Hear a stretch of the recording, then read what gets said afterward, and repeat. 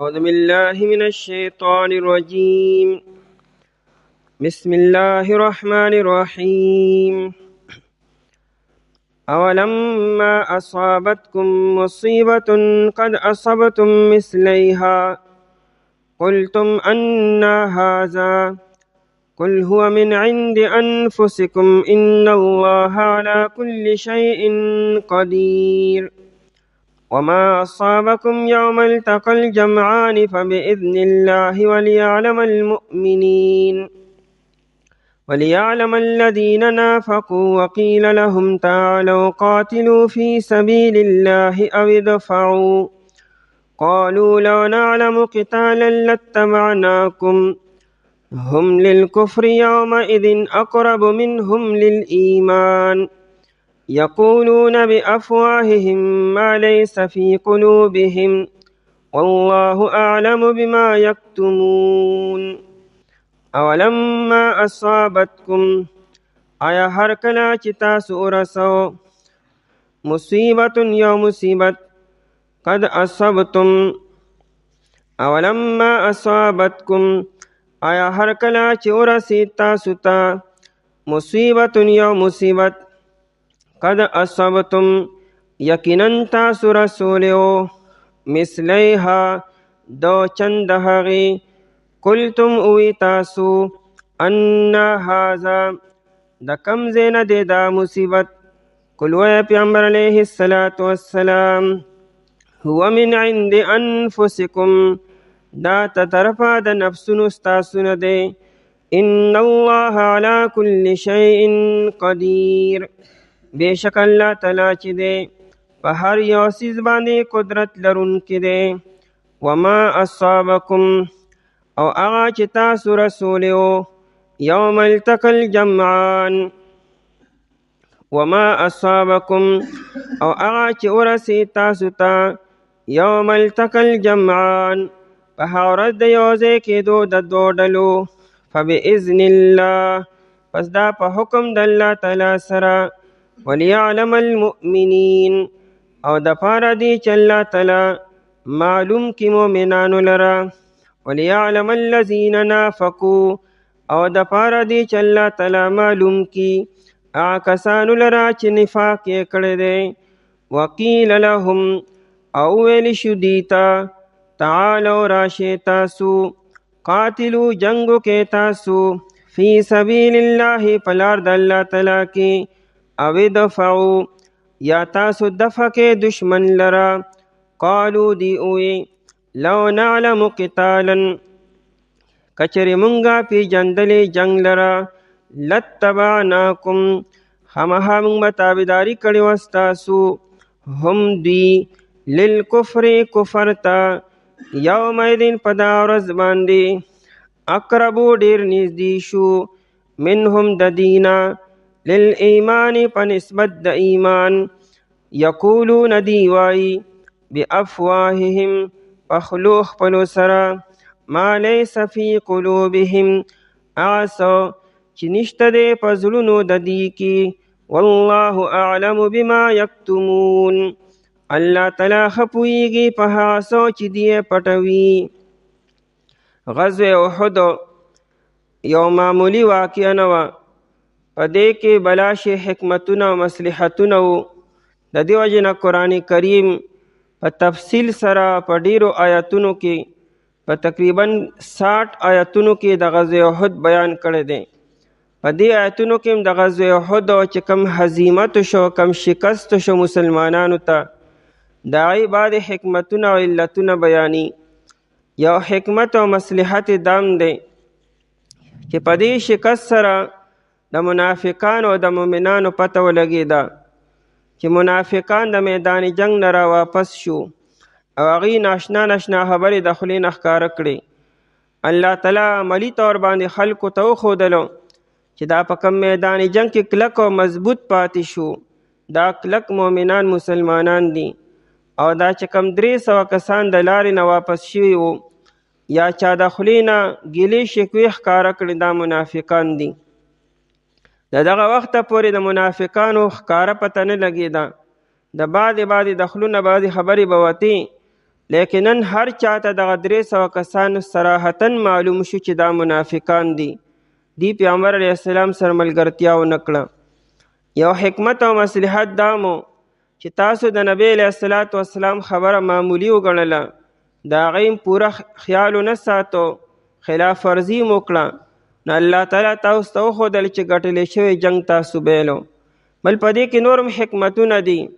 الله تاسو له د شهادت مقام درکو. ټیک ته غلطي وشو، هر څه چې وشو، خو بیا پکې یو حکمت دام دی چې الله تعالی په تاسو کې اویاو کسانو ته د شهادت لوی مقام او مرتبه ورکړه. مرګ خو به دې لاسې راته په خپله بستره باندې به مرګ راته، ژوندی خو څوک نه پاتې کېږي، خو ښکلی مرګ د شهادت مرګ دی، هغه الله پاک تاسو له درکو. بل حکمت دا دی چې تاسو ولې غمجن کېږئ. یو کال مخکې تاسو کافرانو له ډبل نقصان رسولی دی، نن خو ستاسو صرف اویا کسان شهیدان شو. په تاسو کې څوک ګرفتار شوي نه دي. کافرانو ستاسو نه څوک ګرفتار کړي نه دي، مکې مکرمې ته نه دي بوتلی، او نه ستاسو نه څه وړي دي، ستاسو نه څه مال او څه اسلحې نه ده وړې. او تیر کال تاسو د بدر په میدان کې اویا کسان تاسو قتل کړو، لوی لوی سردارانو، او اویا کسان تاسو گرفتار کړي مو، نو ستاسو نه څوک گرفتار شوي نه دي.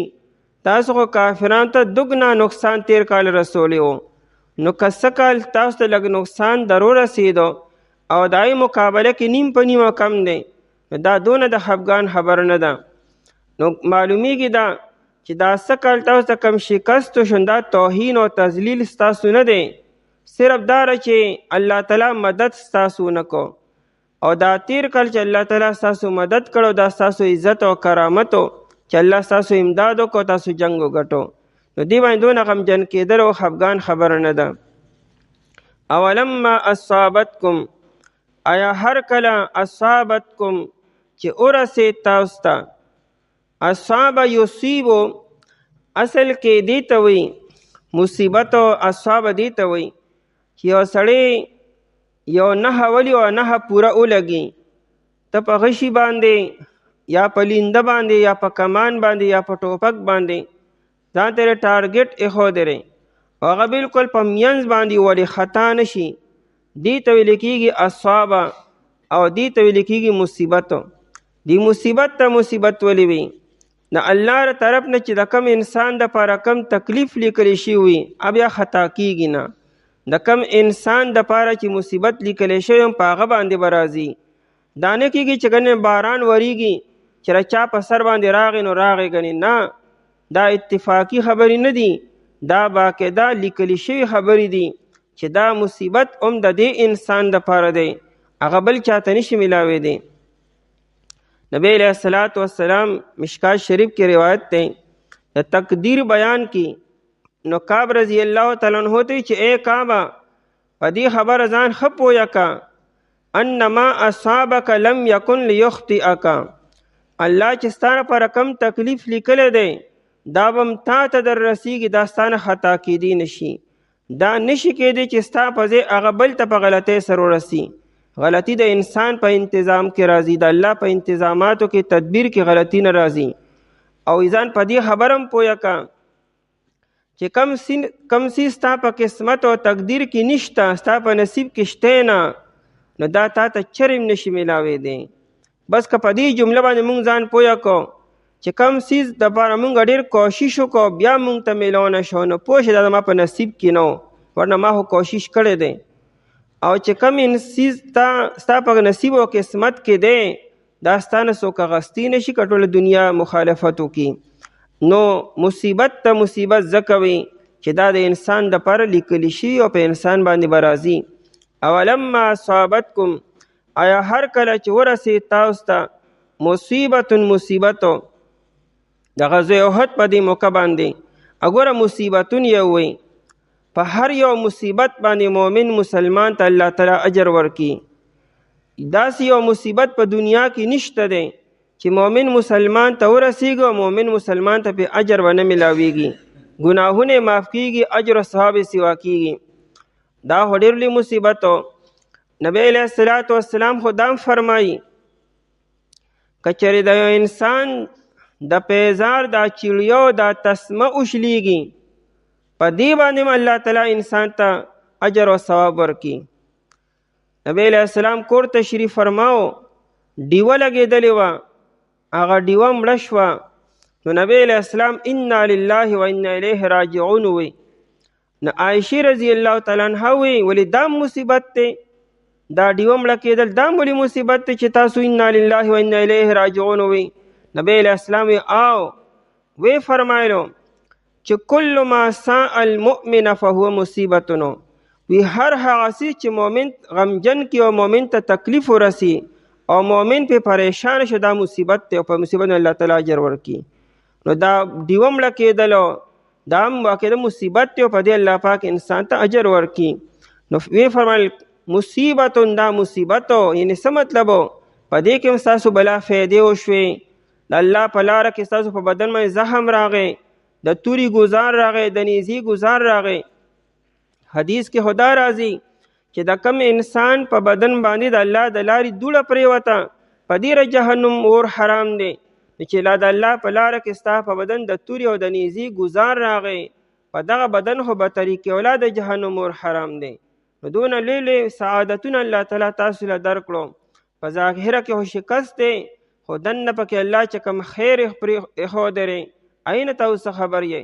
نو مصیبتو قد اصبتم مثلها، یقینا تاسو رسولو مثلها دو چند هغې، تاسو تیر کال دا بدر په میدان کې دو چند تکلیف تاسو دشمن ته تکلیف ایته رسول دی، او یا مولا قتل کړیو 26 لوی سرداران چې گویا کې د کافرانو سرمایه وه. ابو جهل وانته کې سرداران 26 دا تاسو لر کړي وو. په دې سره تاسو د کفر ملا ماته کړې وه تیر کالو، او د هغې او یا کسان قیدیان کړو، لوی خلکو. عباس رضی الله عنه وانته کې لوی شخصیت پای کې قید شوی وو. نو قد اصبتم مثلها، یقینا تاسو رسول او دو چند هغې. قلتم وی تاسو دا قلتم هغه اولما سرلګي اولما صحابتکم سره چې کله تاسو ته څه کال مصیبت در ورسېدو نو تاسو ووی په تعجب سره.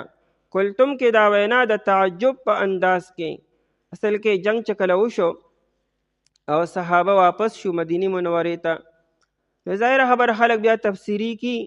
نو مؤمنان مسلمانانو خپلو کې هسې دا وی چې رجی مونږ خو ګټلی شوی جنگ بیلو، دا ولې د مونږ جنگ بیلو څه وجه وه، د آخر څه غلطي وشوه داسې. نو قلتم اوی تاسو د تعجب په انداز کې انا هذا، دا د کم ځای نه دا مصیبت راغی، دا ولې مونږ جنگ بیلو، دا شکست مونږ ولې وخوړو څه وجه ده. نو قل وای نبی علیه الصلاة والسلام هو من عند انفسکم، دا د جانبه د نفسونو ستاسو نه دی، د دې وجه او اسباب هم ستاسو د وجې نه. که تاسو دغه مرکز نه پرېښودی، تاسو هغه غونډۍ نه پرېښودی او دغه 40 کسان کته نه وي راکوز شوي او د نبی علیه السلام د خبرې مخالفت نه وي شوی، نو دا جنگ به تاسو نو بیللی، بیا د دې وجه هم تاسو ګرځېدی. ان الله، ابن عاشور لیکلی تفسیر التحریر والتنویر، د علامه کفال رحمه الله قول را نقل کړی دی. یا الله تعالی د صحابو توهین او تذلیل نه کړی، صرف دونه کړی دا چې الله تعالی خپل مدد واپس کو. شروع کې د الله تعالی مدد نو صحابه غالب شو، چې کله د نبی علیہ السلام مخالفت شو الله خپل مدد واغستو. نو چې مدد یې واغستو نو بس صحابه او کافران یو بل سره مخامخ شو، د الله مدد ونه. نو بیا خو مقابله د افراد وه، او صحابه تعداد کې کم دي 700 دي او الته هغې 3000 دي، 7×4 = 2800، یعنی 4 ګنا سواری کافرانو. نو ظاهره خبره یو تن د 2 کسانو مقابله کولی شي، لیکن یو تن د 4 مقابله خو نشي کولی. نو دې وجې نه شکست شو. نو الله تعالی سره خپل مدد واغستو، هغه وی ای بتخلیته بینکم و بینهم، الله خپل مدد لري کو، تاسو یې خپلو کې خالی پرېښودی، ځکه تاسو ته شکست شو. ان الله، بشک الله تعالی چې دی علی کل شیء قدیر، په هر یو څیز باندې قادر دی، ستاسو په امداد باندې هم قادر دی او ستاسو نه د امداد په اخیستو باندې هم قادر دی. تاسو له فتح هم در کولی شي او تاسو له شکست هم در کولی شي. وما اصابکم او هغه چې ورسېد تاسو ته یوم التقى الجمعان پر ورځ د یو ځای کېدو د دوه ډلو چې غزوه احد ده، نو فباذن الله دا په حکم د الله تعالی سره، د الله په حکم سره، یعنې دا هم د الله تعالی په علم کې وه چې دا څه وشو، یا د الله تعالی په فیصلې سره، او یا دغه د علامه کفال رحمه الله توجیه به وکړو چې الله خپل مدد واغستو او تاسو یې میدان کې خالی یوازې پرېښودی، نو دا د الله تعالی اذن و د الله فیصله وه. وليعلم المؤمنین او د پاره دی چې الله تعالی معلوم کې مؤمنانو لره.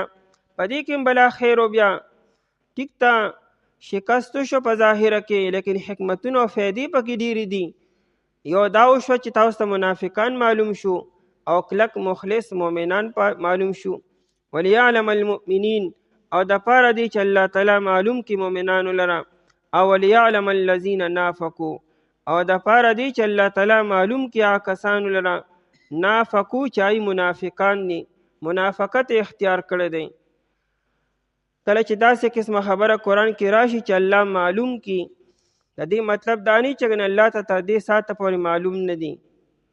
الله جل شانه ته ماضي حال او مستقبل ټول معلوم دي. نو د دې مطلب دا چې الله تعالی عملی طور باندې چې دنیا کې خلکو ته وخی، د دنیا ځان له یو طریقې کار دی چې خلکو ته عملی طور باندې معلوم شي چې دغه مؤمنان دي او دا منافقان دي. د الله تعالی د معلومون له مراد دا الله تعالی ظاهری خلکو ته، ورنه الله ته مخکې نه معلوم به. ابلیس پیدا کېدو سره خو الله تعالی ته معلومو چې دا ابلیس ته دا شیطان دی، خو خلکو ته نو معلومو.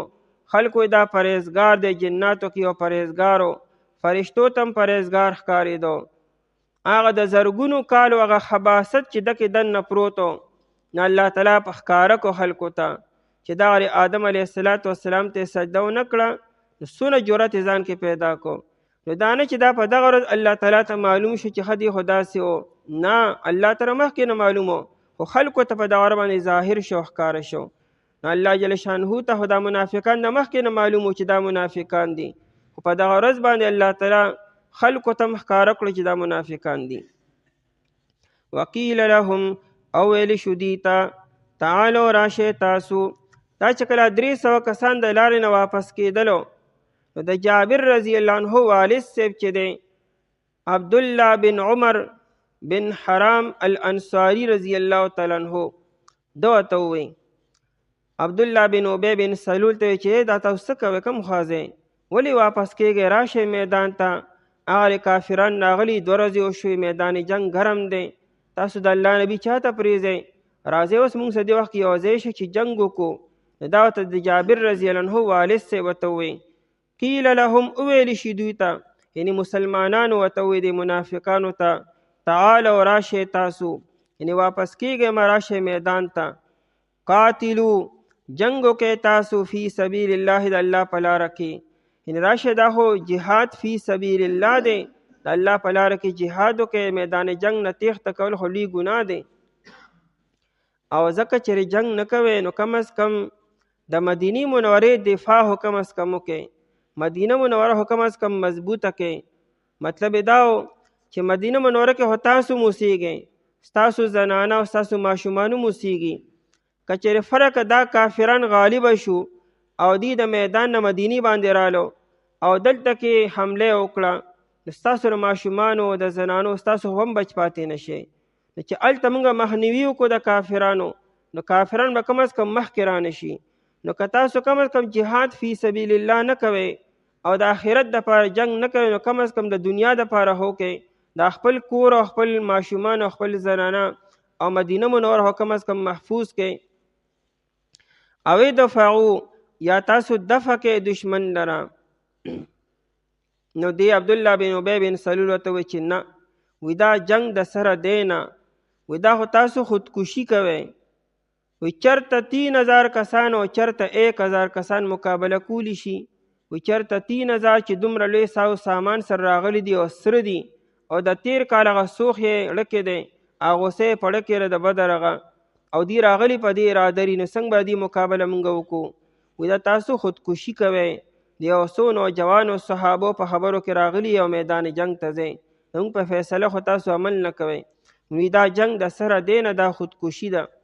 قالو دی وی لو نعلمو کچرې مونږه پیژندلې قتالا جنگ لره، دې ته مونږ د سره جنگ وایو نو دا جنگ نه دی، وی دا خودکشي ده. نو لتبعناکم خامخا مونږ به تابعداري کړې وه ستاسو. یا دویم مطلب دا دی چې دوی وی چې مونږ له سم جنگ نه راځي، مونږ چې ته جنگ مخکې نه دی کړی، د بدر په میدان کې مونږ نو او مونږ اسیم چې ته کافرانو سره جنگ کړی نه دی، نو دې وجې نه مونږ واپس مونږ له جنگ نه راځي. نګویا کې دوی خپل ځانو ناجانه کو چې مونږ له جنگ اصول نه راځي، میدان جنگ کې مونږ چې ته جنګېدلي نه یو، نو ځکه مونږ واپس کیږو. لتبعناکم خامخا به تابعداري کړې وه ستاسو. نو قرآن کریم وی هم للکفر یومئذ، الله ته خو مخکې نه معلومو چې دا منافقان دي او کافران دي، لونو کې کفر دی، خو لیکن صحابو ته دا مؤمنان ښکارېدو، ځکه دوی به کلمه هم وی، مسلمانانو سره به هم ناستو، جومات ته به هم راتللو، نو به دا مؤمنې دغه خبرې نو کله چې دوی دا خبرې وکړې او د میدان جنگ نه واپس شو، نو خلکو ته معلوم شو چې دا خو یاره منافقان دي، دا خو کافران دي. نو دی په دغه ورځ باندې په ظاهره کې کفر ته نږدې شو د صحابو په نظر کې، دا نه چې د الله په نظر کې دی نن کافرانو ته نږدې شو، د الله په نظر کې مخکې نه دی کافرانو، خو په ظاهري میدان کې د خلکو محتم نن دی د کفر ته نږدې شو په مقابله د ایمان کې. هم دا منافقان للکفر کفر ته یومئذ په دا ورځ باندې اقرب ډیر نږدې شو منهم د دینا للایمان په نسبت د ایمان، یعنی د ایمان په مقابله کې کفر ته نن دی د خلکو په نظر کې او د خلکو په علم کې مو زیات ورنږدې شو، نو گویا کې کافران شو. یقولون وای دی بافواههم په خولو خپلو سره ما لیس فی قلوبهم، دا دی چې نن کم دوه توجیهات کې چې دا جنگ نه دی، دا خودکشي ده، یعنی مونږ خو جهاد فی سبیل الله بکوه چې کله جهاد فی سبیل الله خو یې کوي، دا خو جهاد فی سبیل الله د سره دینا و دا دی چې په خوله کومه توجیه کې دا توجیه ټیک نه ده، د دې په زړونو کې کفر پروت دی، منافقت پروت دی، نو په خوله باندې خو ډېرې کمې خبرې ښکاره کړي، زیات کفر او زیات خباثت او زیات منافقت خو دې په زړونو کې پروت دی. یعنی دا فیصله دی مخکې نه کړې ده چې چرته به هم جنګ نه کو، چرته به هم د مسلمان ملګرتیا به نه کو. یقولون وای دی بافواههم په خولو خپلو سره ما لیس فی قلوبهم، هغه چې نشته په زړونو دې کې، او دا خو دې مخکې نه دا منصوبه جوړه کړې وه، عبدالله بن ابی بن سلول دا منصوبه جوړه کړې وه چې میدان ته ورشو نو بیا به هلته نه واپس شو، که د دې ځای نه واپس کیږو د مدینې منورې نه، نو په دې سره دون نقصان نه کیږي، څو نقصان چې میدان ته لړ شو کله او دشمن ته مخامخ شو او د هلته نه بیا موږ را واپس شو، د صحابو په زړونو کې به ډېر غټ روب پیدا شي او د کافرانو جرأت به نور هم سیوا شي. دا دی سازش او منصوبه د مخکې نه وه، ورنه که دی واپس کېدی او جنګ یې نه کولې، خو مدینه منوره کې دننه چې دی لا راوتي نو هلته به د ویلو که نه چې تاسو زما په فیصله باندې عمل ونه کو، زما په رایې باندې عمل نه کو، موږ جنګ له نه ځو سره. لیکن دی دا منصوبه او سازش و چې دې ځای نه به روان شو او بیا په لاره کې به واپس شو، نو په دې به صحابو کمزوري بشي. نو که قرآن یقولون بافواههم وای دی په خولو خپلو سره ما لیس فی قلوبهم، هغه څه چې نشته په زړونو دې کې. والله اعلم، الله تعالی ښه پوهېږي بما یکتمون په هغه څه چې دی پټوي، الله تعالی دې هغه هر څه معلوم دی چې پړه کې سري او په خوله باندې څه وایي. آیا هر کله چې ورسې تاسو ته مصیبت یقینا تاسو رسول او دو چند دی، وی تاسو د کم ځای نه دی دا، وی پیغمبر علیه الصلاۃ والسلام دا د جانبه د نفسونو ستاسو نه دی، بېشک الله تعالی چې د په هر یو څه باندې قادر دی. او هغه چې ورسې تاسو ته په ورځ د یو ځای کېدو د دوو ډلو، پس دا په حکم د الله تعالی سره، او دپاره دی چې الله تعالی معلوم کړي مؤمنان لره، او دپاره دی چې الله تعالی معلوم کړي منافقان لره. او ویلی شو دی ته راشئ تاسو وجنګېږئ په لار د الله تعالی کې، یا دفع کې دشمن لره. اوی دی کچرې مونږ پیژندلې جنگ لره، خامخا مونږ به تابعداري کړې وه ستاسو. دی کفر ته په دا ورځ باندې ډېر نږدې شو دی نه ایمان ته، وای دی په خلو خپلو سره هغه چې نشته په زړونو دي کې الله تعالی ښه پوهېږي په هغه څه چې دی پټوي. أعوذ بالله من الشيطان الرجيم. بسم الله الرحمن الرحيم. الذين قالوا لإخوانهم وقعدوا لو أطاعونا ما قتلوا قل فادرؤوا عن أنفسكم الموت إن كنتم صادقين ولا تحسبن الذين قتلوا في سبيل الله أمواتا بل أحياء عند ربهم يرزقون فرحين بما آتاهم الله من فضله ويستبشرون بالذين لم يلحقوا بهم من خلفهم ألا خوف عليهم ولا هم يحزنون يستبشرون بنعمة من الله وفضل وأن الله لا يضيع أجر المؤمنين. الذين قالوا آکسانو چاغي اوي لإخوانهم فباردر لخپلو کې وقعدو حال دادې چې دی ناستو لو اطاعونا کچر دی تابداری کړوي زمونږه ما قتلو دی بنو وجل شوي. قل اوه پیغمبر علیه الصلاة والسلام فدرؤو پستاسو دفقه عن انفسکم الموت د خپلو ځانونو نه مرګ لره ان کنتم صادقین کچریې تاسو رښتینی ولا تحسبن الذین قتلوا او ته ګمان مکوه د هغه کسانو باره کې چې هغوی وژل شوي دي فی سبیل الله په لار د الله تعالی کې امواتا د مړو بل احیاء بلکې دی ژوند دي عند ربهم فنیز د رب د دي یرزقون دی له رزق ورکولی شي فرحین دی خوشحاله دي بما آتاهم الله په هغه څه چې الله تعالی ورکړه دي ته من فضله د فضل خپلنا ویستبشرون او دی خوشحاله کوي بالذین پاکسانو سره لم یلحقو چې دی ندی پیوس شوي بهم پدی سره من خلفهم درستو د دینا الله خوف علیهم دا چې اس یربنی پدی باندې ولا هم یحزنون او نه به دی غمجن کیږي یستبشرون دی خوشحاله کوي بنعمت من الله پلوی نعمت سره د طرفن الله تعالی وفضل او پلوی فضل سره وان الله او بیشک الله تعالی چې دی لا یضیع اجر المؤمنین نزایا کی اجر د مؤمنانو. په دې آیتونو کې د احد د شهداو مقام او مرتبه بیاني او منافقانو چې دای باره کې کوم رایه قایمه کړې وه د هغې دفع کی. د احد په شهداو کې او یا کسان چې کم شهیدان شوي وو په دې کې 65 شهدا د انصارو نه وو او دا 4 د مهاجرینو نه وو او یو پکې یهودي هغه پکې هم قتل شوی وو.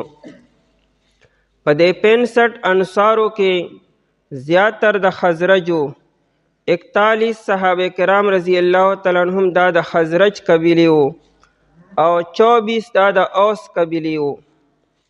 نو دا رئیس المنافقین عبدالله بن ابی بن سلول دیم د خزرج قبیله وو.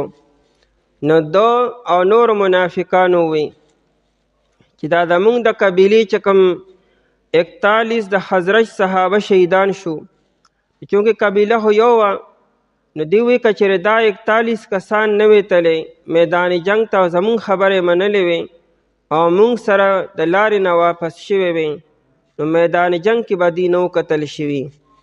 مطلب دا و چې اسې ځان له عمر ضایع کو اسې ځان له زندګي ضایع کړه اسې آخرت ته لاړلو. قرآن کریم د هغې دفع کې وی دا مرګ چې دا صرف په میدان جنگ کې نه دی، ولې دا ټوله دنیا میدان جنگ کې مري. دې څومره خلکو له مرګ په خپل کټ او پوزي باندې راځي. د مرګ نه خو څوک نشي بچ کېدی. که یو انسان د کوره د ټول عمر بار ونځي نو دی به ټول عمر ژوندي وي. ولې څه هر انسان دپاره الله تعالی یو زندګي لیکلې ده او مقرر کړې ده. هغه چې پوره شي نو بیا خو مرګ اسې به هم راځي.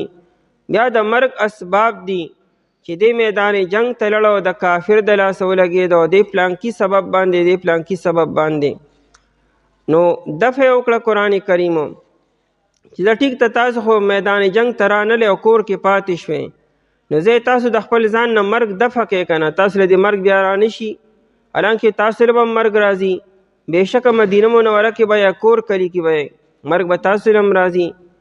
نو لهذا میدان جنگ ته نه تللو دا دلیل د دې خبرې نه چې انسان له مرګ ګنې نه راځي. مرګ به هسې انسان له راځي. باقي دغه اویا کسان چې کوم شهیدان شو نو دا خو ډېر ښکلی سعادت والا مرګ دی، شهادت دی. دې له الله تعالی هلته چې کوم انعامات ورکړو، کومه زندګي هلته الله تعالی یې ورکړه، هغه حیات دایمي د همیشه ښکلی مزیدار او خوشګوار او پایدار ژوند ورکو. هغه د دنیا د ژوند نه ډېر بهتر دی. هغې له الله تعالی خپل خوا کې خاص مقام او مرتبه ورکړه، خاص رزق ول الله تعالی ورکي او خوشحالي ورته الله تعالی ورکي. او الله تعالی ورته دا خبرونه هم ورکي چې ستاسو نه وروستو کوم مؤمنان مسلمانان پاتې شوي دي هغې هم تاسو پورې ملحق کیدونکي او پیوست کیدونکي دي. هغې له الله تعالی یو خاص ژوند ورکو چې هغه د دنیا د ژوند نه 1000 درجې بهتر دی. الذين قالوا هم الذين قالوا دا آیت تعلق مخکې آیت سره دی چې مخکې آیت کې منافقانو څه ووایي د هغې. هم الذين قالوا دا منافقان هغه کسان دي چې دی ووایي لاخوانهم په باره د رونو خپلو کې. نو دا رونه دي نسبي نه دي، دا نه چې ګنې د یو پلار او د مور نه پیدا رونه دي، نه، قبیله یو را، خاندان یو دی. نو د خپل رونو باره کې کیا کم 41 د خزرج قبیلې صحابه شهیدان شوي د هغې باره کې ووایي. دا خو منافقان دي، هغه مخلص صحابه و. نو دین د دواړو یو نه دی، خو چونکې خاندان او قبیله یو ده په دې وجه هغې ته یې رونه ووایي. وقعدو دا جمله معترضه ده، دوی خو په خپله ناستو میدان جنگ ته لانلو دا منافقانو، هغې تلي وو دوی په خپله ناستي. نو د هغې باره کې وقعدو حال دا دی چې دوی په خپله ناستو او د ناستې نه مراد میدان جهاد ته نه دي تلي. لو اطاعونا قرآن کریم عجیبه انداز سره خبره کی. قرآن کریم همیشه د هغه خلکو باره کې چې کوم میدان جنگ ته نی تلي نه آیت اکثر قرآن کریم قاعدین، قعدو او قعود ورته وایي. 15مه سپاره کې به هم راشي دا کم خلک چې میدان جنگ ته نی تلي والقاعدین. مجاهد هغه چې میدان جنگ ته تلي او چې نی ته به دی قاعد دی. او اکثر قاعدین دا زنانه زنانه په ځای ناستي هغه بار نه وځي. نه اکثر قرآن کریم هغه خلک چې بغیر د عذره نی تلي میدان جنگ ته نو دی مشابه کړي ښځو سره چې د ښځو سره ناست یې کور کې. دلته وقعدو وي دیم کور کې ناستو زنانو سره. لو اطاعونا دا قالو سر لګي دي څه ووایي دا رونو باره کې دی وایي لو اطاعونا کچېرې دي زمونږ تابعداري کړې وي، زمونږ اطاعت یې کړی یعنې زمونږ خبره یې منلې وي او دین په لاره کې واپس شوی وي نو څه چل به شو ما قتلو دی به نه وجلې شوي په میدان جنگ کې. لکه څنګه چې مونږ بچ شو مونږ د وخت نه مخکې داسې حکمت عملي مې اختیار کړه چې هغه بچ شو د قتل نه او د جنگ د مړ کېدو نه. د قرآن کل وای نبی علیہ السلام فدرو پس تاسو دفع کې عن انفسکم الموت د خپلو ځانونو نه مرګ لره. ځکه تاسو دا وایئ چې کنه انسان بار نه ځي نو مرګ به نه راځي، نو تاسو هم وایئ چې ځان نه زه مرګ بچ کې که نه او ځان نه مرګ دفع کې. په تاسو کې د یو تن نه زه کور کې مرګ رانه شي. حالانکې دا رئیس المنافقین په خپله دی خو څه میدان جنگ ته نه دی تللی او په مدینه منوره کې په خپل کور کې وله مرګ راغلی دی او د نبی علیه السلام په زندګۍ کې وله مرګ راغی. او ابواللیث سمرقندي رحمت الله علیه هغه وی چې ما په سمرقند کې د بعضې مفسرین حضراتو نه اورېدلي دي چې کله د منافقانو دا خبره وکړه وی الله تعالی په دغه ورځ باندې د دین او یا منافقان مردار کړو، یعنې هغې باندې بغیر د څه سبب نه او یا منافقانو له په دغه ورځ باندې مرګ راغی.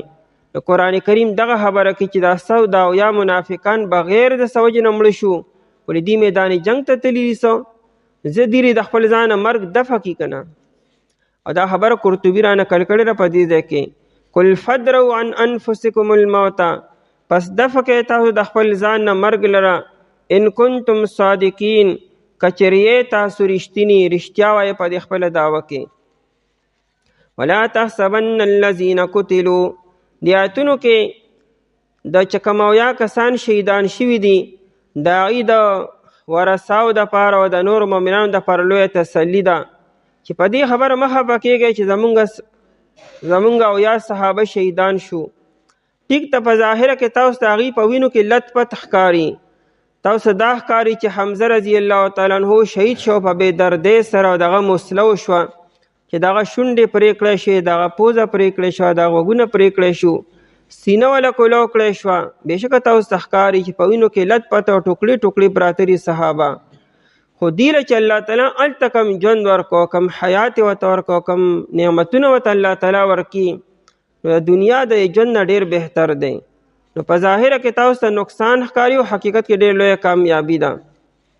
ولا تحسبن الذین قتلوا، او ته ګمان مه کوه د کسانو باره کې قتلو چې هغوی ووژلي شو د احد په میدان کې فی سبیل الله، په لار د الله تعالی کې امواتن د مړو. ګمان به پې څه نه کوې، د مړو ګمان به پې نه کوې، دلته وی ګمان به هم نه کوې. او سوره بقره کې په 2مه سپاره کې هلته یې داسې وي چې ولا تقولو، دې ته به ګورې مړه نه وایې. نو دا نه چې دې ګنې مړه نه دي، نه مړ خو دی د دنیا په اعتبار سره چې کوم وخت مړ شو جنازه پې وشوه، تدفین او تکفین یې وشو، نو مړه خو دي، خو مطلب دا چې د عامو مړو په شانتې مه حسابه وه، دا د عام خلکو په شانتې نه دي مړه شوي. دی له الله تعالی څخه ښکلی رزق او ښکلې زندګي الله تعالی ورکړې ده چې دی مقابله کې دا هیڅ نقصان نه دی. بل احیاون، بلکې دی ژوندي دي، هم احیاونو، دی له الله تعالی ژوند ورکړی دی او خاص ژوند دی ورکړی دی. دا آیتونه په دې موقع باندې نازل شو چې امام قرطبي رحمت الله علیه مختلف روایتونه را نقل کړي دي. یو روایت د ابو داود شریف دی، ابن عباس رضی الله تعالی عنہ فرمایي چې نبی علیہ السلام فرمایلو چې کله دا اویا صحابه شهیدان شو نو الله تعالی د دې دا روحونه راواغستو او د شنو مارغانو په دې ججرو کې، یعنی په دې سټونو کې په مرو کې ولا کېښودو، یعنی هغه دې سورلي وي دا مرغۍ چې وي او دې پکې ناستي او دا مرغۍ الوزي تریدو انهار الجنت، د جنت په نهرونو کې سیاحت کې او باغونو کې، او د آرام د پاره او د شپې د پاره د الله تعالی د عرش د لاندې فانوسونه قندیلونه دي، هغه قندیلونو ته بیا راځي او پای کې شپه تیري، دغه د ځان له شپه ورځ به د جنتو. نو ګرځي جنت په باغاتو کې او په نهرونو کې او بیا آرام د پاره دغه قندیلونو ته راځي. نو هغې دا وایي دغه روحونو، هغې وایي چېرې زمونږ د ورثاو ته او زمونږ د وروڼو ته او زمونږ دا شاته چې کوم ملګري پاتې شو صحابه، دې ته به څوک زمونږ باره کې دا خبره ورسي چې مونږ له الله تعالی څونه مزې والا ژوند راکړو، چې مونږ څنګه مزېدار ګرځو په جنت کې نعمتونه استعمالو، چې دا خبر به څوک شاته ورسي. نو الله تعالی فرمایلو دیوی من یبلغ اخواننا، څوک به زمونږ وروڼو ته دا خبره ورسي چې اننا احیاء فی الجنت نرزقو، مونږ له الله تعالی جنت کې رزق راکړي. او دا خبر دی ولې وکړه لئن لا یزهدوا فی الجهاد، وی اسې نه چې دي زمونږ د جسمونو ته وګوري چې هغه ټوکړې ټوکړې پراته دي او په وینو کې لت پت دي، نو اسې نه بیا څوک میدان جهاد ته نه راځي، نو چې خلک زمونږ د دې جسمونو نه دوکه نه شي، نو دا خبر به زمونږ دا ژوند به ورته څوک ورسي چې په ډېرو مزو کې دي. نو الله تعالی فرمایل چې زه به دا خبره هغوی ته ورسوم، نو الله تعالی دا آیتونه نازل کړو په دې کې دغه صحابو چې کوم شهیدان شوي د هغې هغه ژوند بیان کو. نو دې کې ترغیب دی چې میدان جنگ نه په دې خبر مه پاتې کېږئ چې هلته به زه مړ شمه. دا مړ نه دغه ژوند دی چې تاله الله تعالی هلته بیا درکړي. او جابر بن عبدالله رضی الله تعالی عنه وی زما والد صاحب عبدالله رضی الله تعالی عنه شهید شو. نو یو خو د عبدالله رضی الله عنه شاته ولورانې پاتې شوې او دویم په هغه باندې سکرس پاتې شوی و. نو دا جابر رضی الله عنه یو ورځ سر یې کته کړو، خفګان غمجن ناستو. نبی علیه السلام ورته وی چې مالی اراکا مکسرا یا منکسا یا جابرو، ای جابر دا ولې هسې خفه یې غمجن یې څه وجه ده؟ نو ده ته خپل فریاد وکړو چې پلار مې وفات شو، شاته قرض هم پاتې شو او زما خویندې هم پاتې شوې او داسې بندوبست هم نشته. نو نبی علیه السلام جابر رضی الله تعالی چې ای جابره چې الله تعالی چا سره هم خبرې کړي د پردې نه اخوا یې خبرې کړي دي، خو ستا پلار چې هغه الله تعالی ځان ته مخامخ ودرو، د الله تعالی او ستا د والد صاحب منځ کې څه پرده نه وه. نو ورته یې وی چې ای جابره وایه څه غواړې شابه څه تمنا وکړه. نو ده ووایي چې الله ما ژوندی کړې او ما بیا دوباره دنیا ته ولېږې چې زه دوباره بیا ستا دپاره د خپل جان ورکوم. نو الله تعالی وفرمیل چې ای عبدالله، که د جابر د پلار نوم عبدالله رضی الله عنه دی، چې دا خبره مخکې ما فیصله کړې ده چې یو انسان یو پیره مړ شي نو دوباره به دی بیا نه ژوندي کي، دنیا ته بیا نه ځي، بیا واپس تله نشته دی. البته بل څه ووایه. نو بیا ده ووایي چې بیا ټیک ته زمونږ شاته چې کوم د ما زامن دي یا کم دوستان دي او کم ملګري دي هغوی ته دا خبره ورسوه چې الله تعالی موږ له دا ژوند راکو. نو الله تعالی د آیتونه نازل کړو چې زه ټیک ته سو دا ژوند چې دا شاته خلکو ته بیانومه. دارنګې درېیمه واقعه دا ده، نبی علیه السلام بنو عامر او بنو سلیمو ته او یا کسان لیږلو کاریان صاحبان چې بیر معونه کوم عظیمه واقعه مخې ته راغلې وه، دې کې دا اویا کسان شهیدان شو. دی چې شهیدان کېدلو نو دی الله تعالی ته دعا وکړه چې بلغوا عنا قومنا، زمونږ قوم ته دا خبره یې ورسوئ انا قد لقینا ربنا، چې مونږ خپل رب سره ملاقات وکړو. فرضی عنا، الله تعالی زمونږ نه راضي شو، ورضینا عنه، مونږ د الله تعالی نه راضي شو. نو الله تعالی د آیتونه نازل کړو او دا خبرې واقع ده ورو رسوله. بهرحال دې ټولو آیتونو کې دا خبره د واقعاتو کې چې الله تعالی د شهداو ته یو خاص ژوند ورکړی دی. ولا تحسبن الذین قتلوا، او ته ګمان مه کوه د هغه کسانو باره کې چې دی وجلي شوي دي فی سبیل الله په لار د الله تعالی کې امواتن د مړو، بل احیاء، بلکې هم احیاء، بلکې دی ژوندي دي عند ربهم پنیز د رب د دي. هر انسان چې مړ شي که کافر دی او که مسلمان دی، که ګناهګار نه ګناهګار انسان ولې نه دی، که منافق دی که مشرک دی که هر څوک دی، په مرګ سره دی فنا نه شو، صرف د دنیا په اعتبار سره فنا شو. جسم یا دنیا کې پاتې شو، روح تین الله تعالی وباسي. روح یا لاندې سجین ته ځي، د کافر او د مشرک او د منافق او د مؤمن مسلمان روح بر علیین ته ځي. بیا په روح باندې فنا نه راځي، روح له مرګ نه راځي، مرګ صرف د جسم له راځي.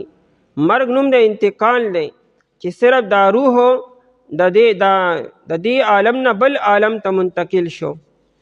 دا حیات خو هر یو روح د پاره ثابت دی، ژوند چې دی که نه د برزخي ژوند دا د هر یو روح د پاره ثابت دی، که د کافر دی که د مشرک دی که د منافق دی. بیا چې قرآن کریم دلته کې ردی شهداو ذکر کې، د دې مطلب دا چې ردی دا ژوند د عامو ارواحونه خاص ژوند دی چې الله تعالی دی له ورکړی دی. ورنه دا خبره خو مخکې نه معلومه ده چې هر انسان چې مړ شي نو هغه روح چې ژوندي روح له مرګ نه راځي. بیا دلته قرآن کریم ولې ذکر کی؟ نو مطلب دا دی چې د شهداو دا حیات او دا ژوند چې دی دا خاص ژوند دی د عامو انسانانو د عامو خلکو نه. هغه بیا څنګه دی نه خو الله تعالی ته معلوم دی چې څنګه ژوند دی، هغه چې کله انسان هلته راشي پته به ورته لګي. بعضې آثار یې قرآن کریم بیاني او بعضې خبرې احادیثو کې بیان شوي دي چې د هغې یو علامت دام دی چې د شهید دا جسم چې دا دنیا کې یعنی قبر یې صحیح سالم ساتي، هغه خوري کېږي نه او خرابېږي نه. دارنګې د انبیاء کرام علیهم السلام جسمونه دا صحیح سالم وي، د نورو صالحینو، د مؤذنینو، د علماو، د نیکانو خلکو جسمونه الله تعالی صحیح سالم ساتي. خو دې مطلب دا نه دی که یو نیک انسانی او دغه جسم کیدی شي دنیا کې خاریم شي. جسم خارې کېدل دا علامت د دې نه چې دا غني ګناهګار دی، بلکې ممکن ده چې د ځمکې تاثیر داسې جایله جسم خاري شي. کیدی شي در مړ نه مخکې داسې دوایي چولې وي، کیدی شي د بدن باندې داسې کیمیکل لګېدلی وي چې د هغې نه جسم به خاري شوي وي. نو د جسم بچ پاتې کېدل دا دلیل د نیکوالي نه دی، او د جسم خارې کېدل دا دلیل د فاسقوالي او د ګناهګاروالي نه دی. عند ربهم پنیز د رب د دی یرزقون، یو خدا چې دی الله تعالی حیات ورکو، خاص حیات دائمی، چاره دنیا د حیات نه او د عام ارواحو د حیات نه زیات بهتر دی. عند ربهم پنیز د رب د دی الله تعالی دی په خپل قرب او نزدېکت کې خاص مقام او مرتبه ورکړه. او دریم یرزقون دی له رزق ورکولی شي، هغه رزق خاص رزق دا رزق خپل رزقي، دا نه چې دنیا د خوراکونه ده، دنیا خوراکونه ځانې، د آخرت خوراکونه ځانې، د جنت ځان خوراکونه دي. فرحین بما آتاهم الله دا بل دغه نعمت دی. فرحین دی خوشاله وي بما آتاهم الله په هغه څه چې الله تعالی دی ته ورکړو. هلته چې الله تعالی دی له څه ورکړه په دې ډېر خوشاله وي، یعنې دا نه چې دی خبرې چېره ځان هم د الله دپاره ورکو، ټوکړي هم شو، سمیله هم نه شو، خبر هغه شانو نه شوه چې څنګه موږ سره وعدې کړی، نه ښه پوره وعده یې ته ورکړی شي.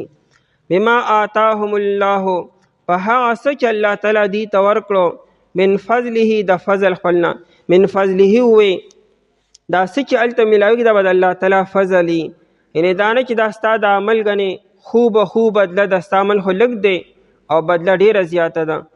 ویستبشرون او دی خوشحالی کوي بالذین پاکسانو سره لم یلحقو چای نه دی پیوست شوي، دا چې کوم شاته خلک پاتې شوی دی. دو مطلب دی، یو خدا چې میدان جنگ ته کم خلک راغلي و هغې شهیدان نشو، ژوندي پاتې شو، نو دی د هغې باره کې خوشحالی کوي. څه مطلب دی مطلب چې زه چونکې هغې هم د الله په لاره کې وو، نو چې کله مې له مرګ راشي هغې به موږ سره یو ځای کېږي، به هغې ته به هم دا مقام و مرتبه میلاویږي. او یا مراد عام مؤمنان مسلمانان دي چې یو مؤمن کله نیک عمل کی او د ایمان په حالت کې ولا مرګ راشي، نو چونکې دی خو هلته هر څه ولیدلو چې زه ټیک ته دغه مؤمنان به ښکلي ځای ته به راځي او موږ سره به یو ځای کېږي. لم یلحقو چای نه دي پیوست شوي. خوشحالي برپور هلغې وي چې کله انسان خپلو ملګرو سره او خپلو خپلوانو سره یو ځای وي. واقرب ما یکون الشوق یوما اذا دنت الخیام الى الخیام، برپور خوشحالی او مزه هلای کوي. د یو پلار او د یو مور مکمل خوشحالی کله وي چې کله هغوی کله مور راوړي ټول یو ځای شي، چې پلار د خپل اولاد ته ګوري او یو ځای ناست او دسترخوان خوند هم ډکه کي. نو جنت کې یو برپور خوشحالی هلغې وي چې انسان خپلو خپلوانو سره او خپلو ملګرو سره او خپلو یارانو دوستانو سره ټول یو ځای وي، نو مزه او خوند به ورکي. دلته هم قرآن کریم دغه نعمت بیاني چې هلته به انسان خپلو خپلوانو سره یو ځای به وي. هلته دې ته ویل کېږي چې زموږ شاته ملګري موږ پسې را روان دي. لم یلحقو بهم چې دی نه دي پیوست شوي په دې پورې، من خلفهم ای من بعدهم رستو دی نه دنیا کې دي. الله خوف علیهم یعنی بے الله خوف علیهم چې هېڅ یره به نی په هغې باندې. دې ته دا هم ویلی شي چې مه خفه کېږئ، ستاسو رور او ستاسو پلار او ستاسو پلانکي او ستاسو پلانکي چې کوم دنیا کې پاتې شوي دي، هغوی چونکې ایمان واله دي، نو هغوی به هم تاسو سره یو ځای کېږي به. او دې ځای کې امام سدي رحمه الله لوی امام دی، لوی مفسر دی، هغه دا وایي چې دغه جنتي ته یو روکه ورکړی شي او په هغې باندې دا لیکلی شوي چې ستا هغه پلانکي هم تا سره یو ځای کېږي، را روان دی. دا هم دنیا کې لږ ژوند پاتې رهي، ورځ او 2 ورځې هفته او 20 ورځې، هغه به هم راشي تاسو سره یو ځای به شي. د دې وجې نه اکثر خلک خوب کې ویني چې رب پلانکي راغلو، پلار یې وفات شي یا نیکه یې وفات شي یا څوک وفات شي، دا وله خوب کې راغلي چې هغه راغلو زما نه یې رومال وغوښتو، چا نه وي ماله څادر راکړه، او اکثر بیا 2 ورځې بعد او 3 ورځې بعد بیا دې وفات شي. دا هم یو نیک شګون وي چې دیم هغه مخکې انسان هم نیک دی او دیم هغه له یو ځای روان دی.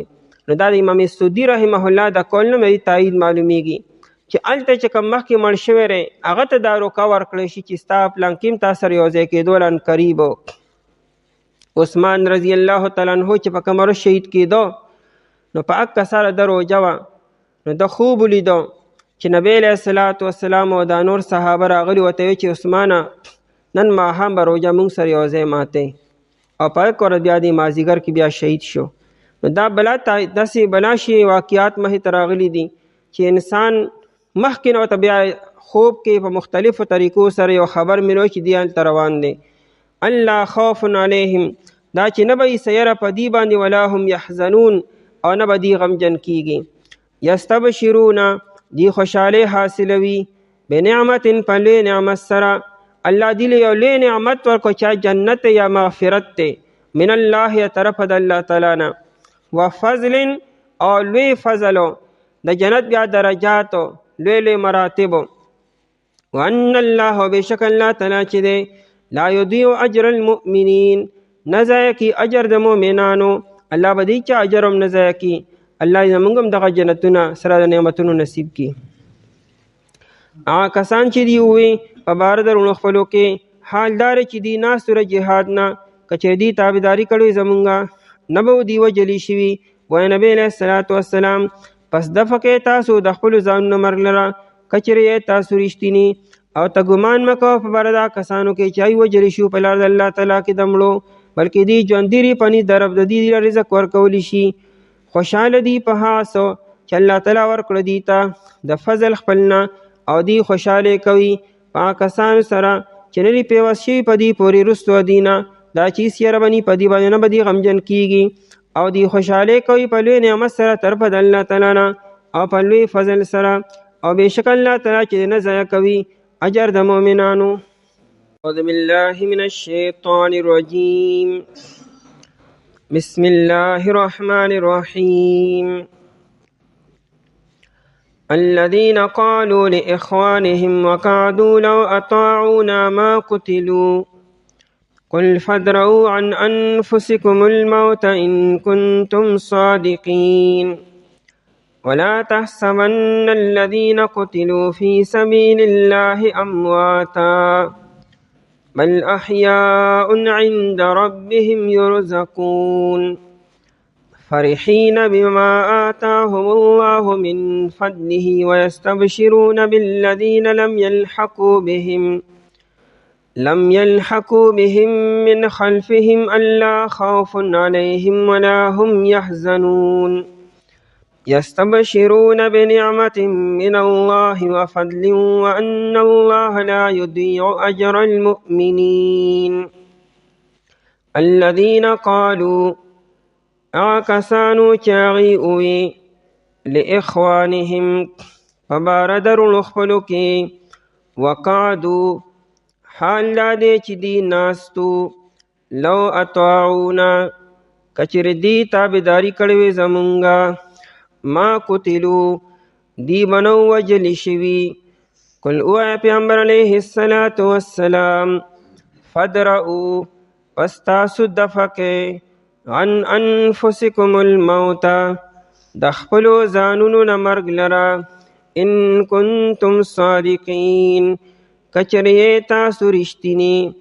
ولا تحسبن الذین قتلوا او ته ګمان مه کوه د هغه کسانو باره کې چې هغوی وژلي شوي دي فی سبیل الله په لار د الله تعالی کې امواتا د مړو بل احیاء بلکې دی ژوند دي عند ربهم فنیز د رب د دي یرزقون دی له رزق ورکولی شي. فرحین دی خوشحاله دي بما آتاهم الله په هغه څه چې الله تعالی ورکړه دوی ته من فضله د فضل خپل نه ویستبشرون او دی خوشحالی کوي بالذین پاکسانو سره لم یلحقو چې دی نه دي پیوست شوي بهم په دی سره من خلفهم د رستو د دینا الله خوف علیهم دا چې اس یربنی پدی باندې ولا هم یحزنون او نه به دی غمجن کیږي یستبشرون دی خوشاله کوي بنعمت من الله پلوی نعمت سره د طرفن الله تعالی وفضل او پلوی فضل سره وان الله او بیشک الله تعالی چې دی لا یضیع اجر المؤمنین نزایا کی اجر د مؤمنانو په دې آیتونو کې د احد د شهداو مقام او مرتبه بیانی او منافقانو چې دای باره کې کمرای قائم کړی و د هغې دفع کی د احد په شهداو کې او یا کسان چې کم شهیدان شوي وو په دې کې 65 شهدا د انصارو نه او دا 4 د مهاجرینو نه او یو پکې یهودي پکې هم قتل شوی و په دې 65 انصارو کې زیاتر د خزرجو 41 صحابه کرام رضی الله تعالی عنهم دا د خزرج قبیله وو او 24 دا د اوس قبیله وو نو دا رئیس المنافقین عبدالله بن ابی بن سلول دیم د خزرج قبیله وو نو دو او نور منافقانو وی چې دا زمونږ د قبیلې چې کوم 41 د خزرج صحابه شهیدان شو چونکې قبیله خو یو وه نو دوی وی که چېرې دا 41 کسان نه وی تلی میدان جنگ ته زمونږ خبرې منلې وی او مونږ سره د لارې نه واپس شوی وی نو میدان جنگ کې به دوی نه قتل شوي مطلب دا و چې هسې ځان له عمر ضایع کو هسې ځان له زندګي ضایع کړه هسې آخرت ته لاړلو قرآن کریم د هغې دفع کی وی دا مرګ چې دا صرف په میدان جنگ کې نه دی ولې دا ټوله دنیا میدان جنگ کې مري دی څومره خلکو له مرګ په خپل کټ او پوزي باندې راځي د مرګ نه خو څوک نشي بچ کېدی که یو انسان د کوره ډو ټول عمر بار ونځي نو دی به ټول عمر ژوندي وي ولې څه هر انسان دپاره الله تعالی یو زندګي لیکلې ده او مقرر کړې ده هغه چې پوره شي نو بیا خو مرګ هسې به هم راځي بیا د مرګ اسباب دي چې دې میدان جنگ ته لړو د کافر د لاسه ولګېد او دې پلانکي سبب باندې دې پلانکي سبب باندې نو دفع یې وکړه قرآن کریمو چې دا ټیک ته تاسو خو میدان جنگ ته رانلی او کور کې پاتې شوئ نو زه تاسو د خپل ځان نه مرګ دفع کوئ که نه تاسو له دې مرګ بیا رانشي حالانکې تاسو له به مرګ راځي بېشکه مدینه منوره کې به یا کور کلي کې به مرګ به تاسو له هم راځي نو لهذا میدان جنگ ته نه تللو دا دلیل د دې خبرې نه چې انسان له مرګ ګنې نه راځي مرګ به هسې انسان له راځي باقي دغه اویا کسان چې کم شهیدان شو نو دا خو ډېر ښکلی سعادت والا مرګ دی شهادت دی دې له الله تعالی هلته چې کم انعامات ورکړو کومه زندګي هلته الله تعالی ایله ورکړه هغه حیات دایمي د همیشه ښکلی مزیدار او خوشګوار او پایدار ژوند ورکو هغه د دنیا د ژوند نه ډېر بهتر دی هغې له الله تعالی خپل خوا کې خاص مقام او مرتبه ورکړه خاص رزق ول الله تعالی ورکي او خوشحالي ورته الله تعالی ورکي او الله تعالی ورته دا خبرونه هم ورکي چې ستاسو نه وروستو کوم مؤمنان مسلمانان پاتې شوي دي هغې هم تاسو پورې ملحق کیدونکي او پیوست کیدونکي دي هغې له الله تعالی یو خاص ژوند ورکو چې هغه د دنیا د ژوند نه 1000 درجې بهتر دی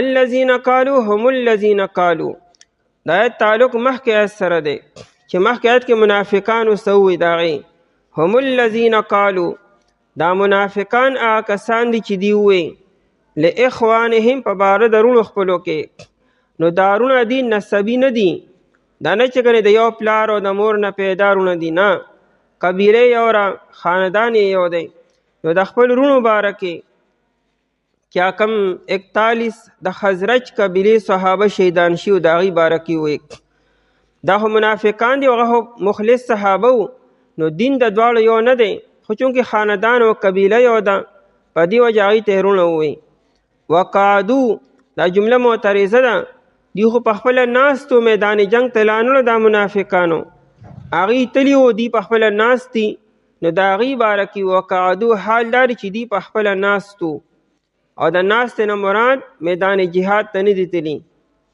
لو اطاعونا، قرآن کریم عجیبه انداز سره خبره کی. قرآن کریم همیشه د هغه خلکو باره کې چې کوم میدان جنگ ته نی تلي نه آیت اکثر قرآن کریم قاعدین قعدو او قعود ورته وایي. 15مه سپاره کې به هم راشي دا کم خلک چې میدان جنگ ته نی تلي والقاعدین، مجاهد هغه چې میدان جنگ ته تلي او چې نی ته به دی قاعد دی. او اکثر قاعدین دا زنانه په ځای ناستي هغه بار نوځي. نه اکثر قرآن کریم هغه خلک چې بغیر د عذره نی تلي میدان جنگ ته نو دی مشابه کړي ښځو سره چې د ښځو سره ناست یې کور کې. دلته وقعدو وي دیم کور کې ناستو زنانو سره. لو اطاعونا دا قالو سر لګي دي سو وي دارونو مبارک دی وي لو اطاعونا کچری دی زمونږ تابعداري کړې وي زمونږ اطاعت یې کړی نه زمونږ خبرې منلې وي او دین په لاره کې واپس شوی وي نو څه چل به شو ما قتلو دی به نو وجلي شوي په میدان جنگ کې. لکه څنګه چې مونږ بچ شو مونږ د وخت نه مخکې داسې حکمت عملي مې اختیار کړه چې هغه بچ شو د قتل نه او د جنگ د مړ کېدو نه. د قرآن کل وای نبی علیہ السلام فدرو پس تاسو دفع کې عن انفسکم الموت د خپلو ځانونو نه مرګ لره. ځکه تاسو دا وایئ چې کنه انسان بار نه ځي نو مرګ به نه راځي نو تاسو مو وایئ چې ځان نه زه مرګ بچ کې که نه او ځان نه مرګ دفع کې په تاسو کې د یو تن نه زه کور کې مرګ رانه شي. حالانکې دا رئیس المنافقین په خپله دی خو میدان جنگ ته نه دی تللی او په مدینه منوره کې په خپل کور کې وله مرګ راغلی دی او د نبی علیه السلام په زندګۍ کې وله مرګ راغی. او ابواللیث سمرقندي رحمت الله علیه هغه وی چې ما په سمرقند کې د بعضې مفسرین حضراتو نه اورېدلي دي چې کله د منافقانو دا خبره وکړه وی الله تعالی په دغه ورځ باندې د دین او یا منافقان مردار کړو. یعنې هغوی باندې بغیر د څه سبب نه او یا منافقانو له په دغه ورځ باندې مرګ راغی. د قرآن کریم دغه خبره کوي چې دا سو دا او یا منافقان بغیر د څه وجې نه مړه شو ولې دې میدان جنګ ته تللي سو زه دیری د خپل ځانه مرګ دفع کی کنه. او دا خبره قرطبي را نقل کړې ده په دې ځای کې قل فدروا عن انفسکم الموت پس دفع کې تاسو د خپل ځان نه مرګ لره ان کنتم صادقین کچریې تاسو رښتیا وایئ په دې خپله دعوه کې. ولا تحسبن الذین قتلوا دې آیتونو کې د چې کوم اویا کسان شهیدان شوي دي د هغوی د ورثاو دپاره او د نورو مؤمنانو دپاره لویه تسلي ده چې په دې خبره مه خفه کېږئ چې زمونږ اویا صحابه شهیدان شو. ټیک ته په ظاهره کې تاسو د هغوی په وینو کې لت پت ښکاري تاسو دا ښکاري چې حمزه رضی الله تعالی عنه شهید شو په بې دردۍ سره او دغه مسله وشوه چې دغه شونډې پرې کړی شوې دغه پوزه پرې کړی شوه دغه غوږونه پرې کړی شو سینه وله کولو کړی شوه. بېشکه تاسو ته ښکاري چې په وینو کې لت پت او ټوکړې ټوکړې پراته دي صحابه خو دې له چې الله تعالی هلته کم ژوند ورکو کم حیات یې ورته ورکو کم نعمتونه ورته الله تعالی ورکړي نو د دنیا د ژوند نه ډېر بهتر دی. نو په ظاهره کې تاسو ته نقصان ښکاري او حقیقت کې ډېر لویه کامیابي ده. ولا تحسبن الذین قتلوا او ته ګمان مه کوه د هغه کسانو باره کې قتلو چې هغوی ووژلي شو د احد په میدان کې فی سبیل الله په لار د الله تعالی کې امواتن د مړو ګمان به پې څه نه کوې د مړو ګمان به پې نه کوې دلته وی ګمان به هم نه کوې. او سوره بقره کې په 2مه سپاره کې هلته داسې وي چې ولا تقولو دې ته به ګورې مړه نه وایي نو دا نه چې دې ګنې مړه نه دي نه مړ خو دی د دنیا په اعتبار سره چې کوم وخت مړ شو جنازه پې وشوه تدفین او تکفین یې وشو نو مړه خو دي خو مطلب دا چې د عامو مړو په شانتې مه حسابوه دا د عام خلکو په شانتې نه دي مړه شوي دی له الله تعالی څخه ښکلی رزق او ښکلې زندګي الله تعالی ورکړې ده چې دی مقابله کې دا هیڅ نقصان نه دی. بل احیاون بلکې دی ژوندي دي هم احیاونو دی له الله تعالی ژوند ورکړی دی او خاص ژوند یې ورکړی دی.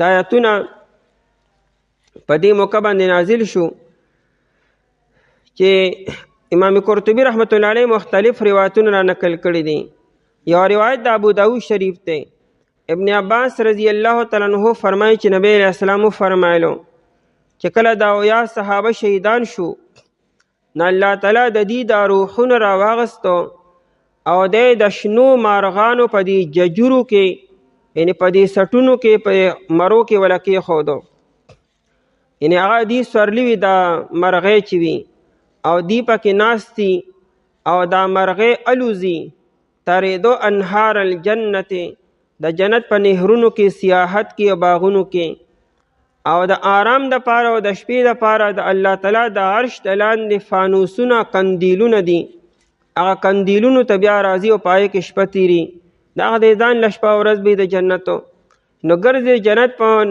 باغاتو کې او په نهرونو کې او بیا آرام د پاره دغه قندیلونو ته راځي نو هغې دا وایي دغه روحونو هغې وایي چېرې زمونږ د ورثاو ته او زمونږ د وروڼو ته او زمونږ دا شاته چې کوم ملګري پاتې شو صحابه دې ته به څوک زمونږ باره کې دا خبره ورسي چې موږ له الله تعالی څونه مزې والا ژوند راکړو چې موږ څنګه مزېدار ګرځو په جنت کې نعمتونه استعمالو چې دا خبر به څوک شاته ورسي نو الله تعالی فرمایلو دیوی من یبلغ اخواننا څوک به زمونږ وروڼو ته دا خبره ورسي چې اننا احیاء فی الجنت نرزقو موږ له الله تعالی جنت کې رزق راکړي او دا خبر دی ولې وکړه لئلا یزهدوا فی الجهاد وی اسنه چې دی زمونږ د جسمونو ته وګوري چې هغه ټوکړي ټوکړي پراتري او په وینو کې لت پت دي نو اسنه بیا څوک میدان جهاد ته نه راځي چې خلک زمونږ د جسمونو نه دوکه نه شي نو دا خبر به زمونږ دا ژوند به ورته څوک ورسي چې په ډېرو مزو کې دي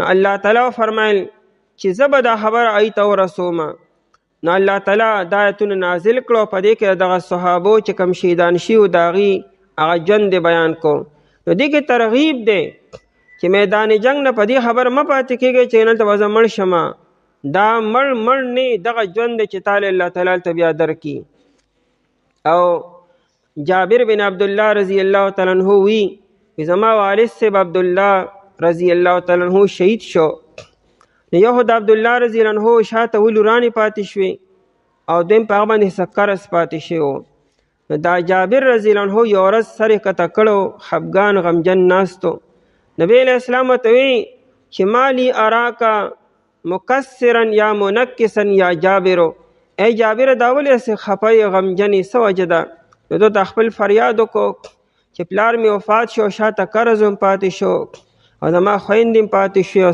داسې بندوبست هم نشته نو نبی علیه الصلاة والسلام جابر رضی الله تعالی چې ای جابره چې الله تعالی چا سره هم خبرې کړي د پردې نه اخوا یې خبرې کړي دي خو ستا پلار چې هغه الله تعالی ځان ته مخامخ ودرو د الله تعالی او ستا د والد صاحب منځ کې څه پرده نه وه نو ورته یې وی چې ای جابره وایه څه غواړې شابه څه تمنا وکړه نو ده ووایي چې الله ما ژوندی کړې او ما بیا دوباره دنیا ته ولیږئ چې زه دوباره بیا ستا دپاره د خپل جان ورکوم نو الله تعالی وفرمیل چې ای عبدالله که د جابر د پلار نوم عبدالله رضی الله عنه دی چې دا خبره مخکې ما فیصله کړې ده چې یو انسان یو پیره مړ شي نو دوباره به دی بیا نه ژوندي کړي دنیا ته بیا نه ځي بیا واپس تله نشته دی البته بل څه ووایه نو بیا ده ووایي چې بیا ټیک ته زمونږ شاته چې کوم زما زامن دي یا کوم دوستان دي او کوم ملګري دي هغوی ته دا خبره ورسوه چې الله تعالی موږ له دا ژوند راکو نو الله تعالی دا آیتونه نازل کړو چې زه ټیک ته دا ژوند چېرې دا شاته خلکو ته بیانوم دارنګې درېیمه واقعه دا ده نبی علیه الصلاة والسلام بنو عامر او بنو سلیمو ته او یا کسان لګلو کاریان صاحبان چې بیر معونه کوم عظیمه واقعه مخې ته راغلې وه دې کې دا یا کسان شهیدان شو دی چې شهیدان کېدلو نو دی الله تعالی ته دعا وکړه چې بلغوا عنا قومنا زمونږ قوم ته دا خبره یې ورسوئ انا قد لقینا ربنا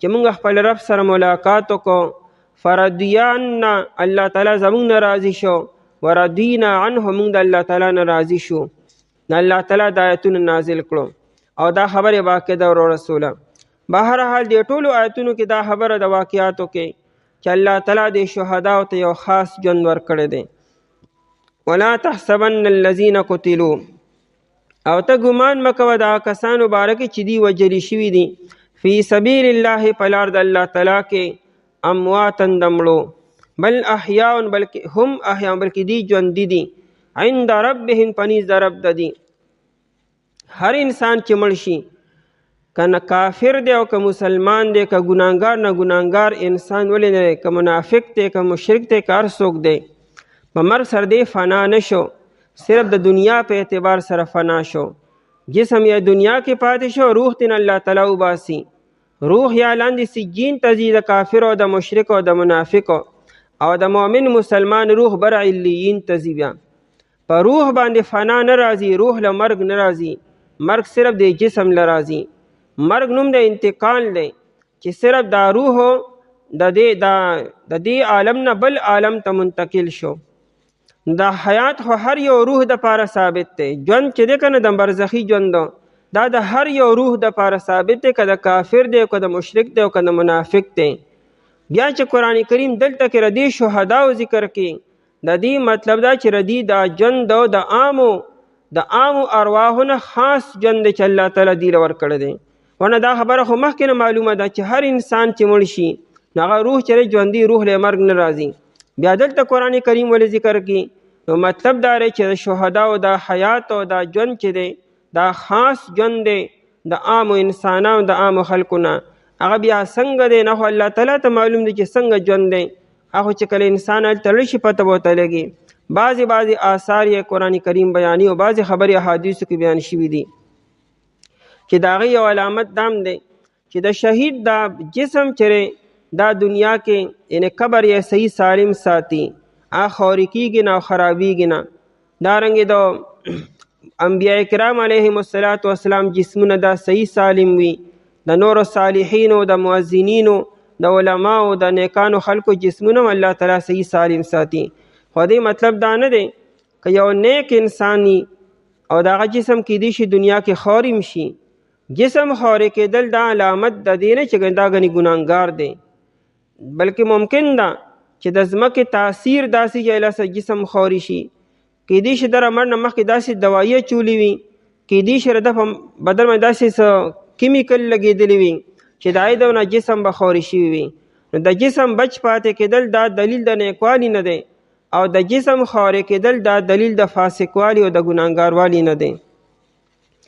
عند ربهم پنیز د رب د دي یرزقون یو خدا چې دی الله تعالی حیات ورکو خاص حیات دائمی چاره دنیا د حیات نه او د عامو ارواحو د حیات نه زیات بهتر دی عند ربهم فنیز د رب د دی الله تعالی دی په خپل قرب او نزدېکت کې خاص مقام او مرتبه ورکړه او دریم یرزقون دی له رزق ورکولی شي هغه رزق خاص رزق دا رزق خپل رزقي دا نه چې دنیا د خوراکونه ده دنیا خوراکونه ځانې د آخرت خوراکونه ځانې د جنت ځان خوراکونه دي فرحین بما آتاهم الله دا بل نعمت دی فرحین دی خوشحاله وي بما آتاهم الله په هغه څه چې الله تعالی دی ته ورکړو هلته چې الله تعالی دی له څه ورکړه په دې ډېر خوشحاله وي یعنې دا نه چې دی خبرې چېره ځان هم د الله دپاره ورکړو ټوکلي هم شو څه میله هم نه شو خبر هغه شانو نشوه چې څنګه موږ سره وعده کړی نه ښه پوره وعده یې ته ورکړی شي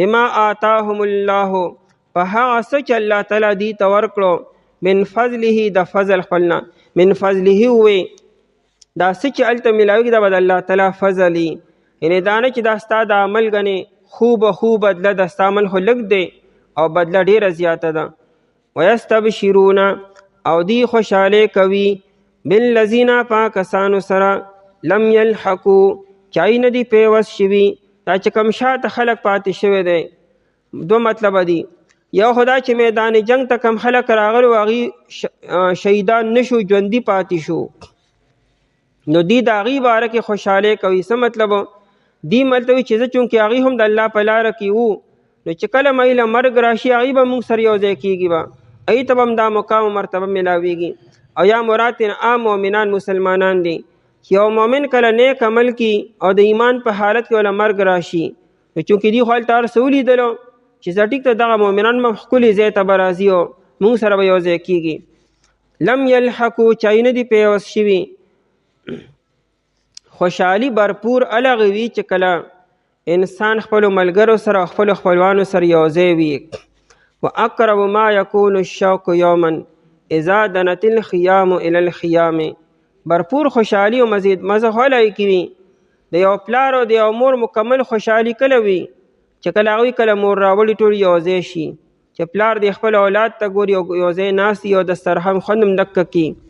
نو جنت کې یو برپور خوشحالي هغه وي چې انسان خپلو خپلوانو سره او خپلو ملګرو سره او خپلو یارانو او دوستانو سره ټول یوځای وي، نو مزه او خوند به ورکي. نو دلته هم قرآن کریم دغه نعمت بیاني چې هلته به انسان خپلو خپلوانو سره یوځای به وي. هلته دې ته ویل کېږي چې زموږ شاته ملګري موږ پسې را روان دي.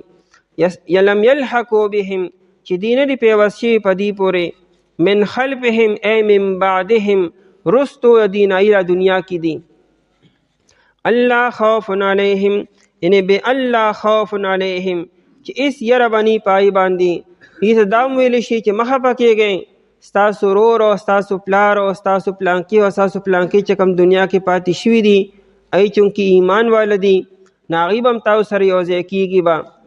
او دې ځای کې امام سودي رحمه الله لوی امام دی، لوی مفسر دی، هغه دا وایي چې دغه جنتي ته یو روکه ورکړی شي او په هغې باندې دا لیکلی شوي چې ستا هغه پلانکي هم تا سره یوځای کېږي را روان دی.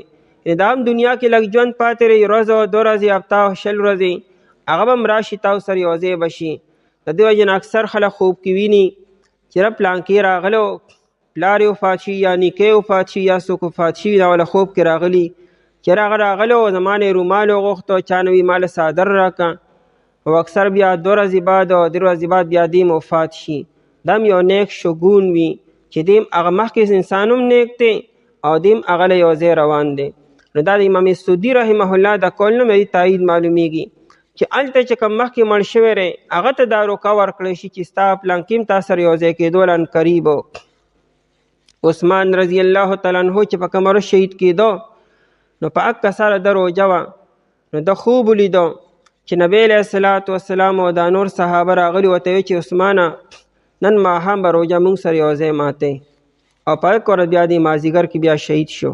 نو دا داسې بلا شي واقعات مخې ته راغلي دي چې انسان مخکې نه ورته بیا خوب کې په مختلفو طریقو سره یو خبر ملو چې دی هلته روان دی. الله خوف علیهم دا چې نه به یې سیره په دې باندې ولا هم یحزنون او نه به دی غمجن کېږي. یستبشرون دی خوشحالۍ حاصلوي بنعمت په لوی نعمت سره. الله دې له یو لوی نعمت ورکړو چا جنت یا مغفرت دی من الله یا طرف د الله تعالی نه، و فضل او لوی فضلو د جنت بیا درجاتو لوی لوی مراتبو. وان الله بشک الله تعالی چې دی لا یضیع اجر المؤمنین نه ضایع کي اجر د مؤمنانو. الله به دې چا اجر هم نه ضایع کي. الله زموږ هم دغه جنتونه سره د نعمتونو نصیب کي. هغه کسان چې دي ووي په باره د وروڼو خپلو کې حال داره چې دي ناست وره جهاد نه که چېرې دوی تابعداري کړې زمونږه نه به دوی وجلي شوي. وایي نبی علیه الصلاة والسلام پس دفع کوئ تاسو د خپلو ځانونو مرګ لره که چېرې تاسو رښتیني، او ته ګمان مه کوه په باره دا کسانو کې چې هغوی وجلي شو په لار د الله تعالی کې د مړو، بلکې دوی ژوندي دي په نیز د رب د دوی رزق ورکولی شي. خوشحاله دي په هغه څه چې الله تعالی ورکړه دوی ته د فضل خپل نه، او دوی خوشحالۍ کوي په هغه کسانو سره چې نه دي پیوست شوي په دوی پورې وروستو دوی نه، دا چې هېڅ یره به ني په دوی باندې نه به دوی غمجن کېږي، او دوی خوشحالۍ کوي په لوی نعمت سره طرفه د الله تعالی نه او په لوی فضل سره. او بېشک الله تعالی چې نه ضایع کوي اجر د مؤمنانو. اعوذ بالله من الشیطان الرجیم بسم الله الرحمن الرحیم. الذين استجابوا لله والرسول من بعد ما أصابهم الكرح للذين أحسنوا منهم واتقوا أجر عظيم. الذين قال لهم الناس إن الناس قد جمعوا لكم فاخشوهم فزادهم إيمانا وقالوا حسبنا الله ونعم الوكيل. فانقلبوا بنعمة من الله وفضل لم يمسسهم سوء واتبعوا رضوان الله والله ذو فضل عظیم.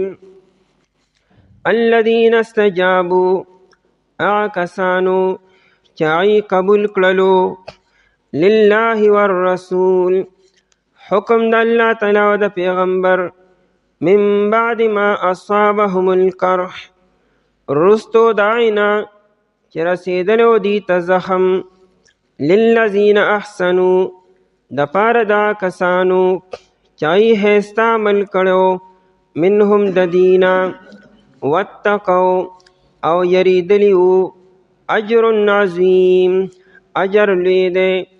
الذین قال لهم الناس کسان چې اوی دی ته خلکو ان الناس یقینا خلق چې دی قد جمعوا یقینا دی جمع کړي دي لکم ستاسو د پاره لښکرې فخشوهم پس تاسو یریږئ د دینا فزادهم پس زیاد کدی خبری دی لرا ایمانا ایمان وقالوا دیوی حسبنا الله کافی دے زمون د پر الله تعالی ونعم الوکیل او ډیر ښه کار ساز دی.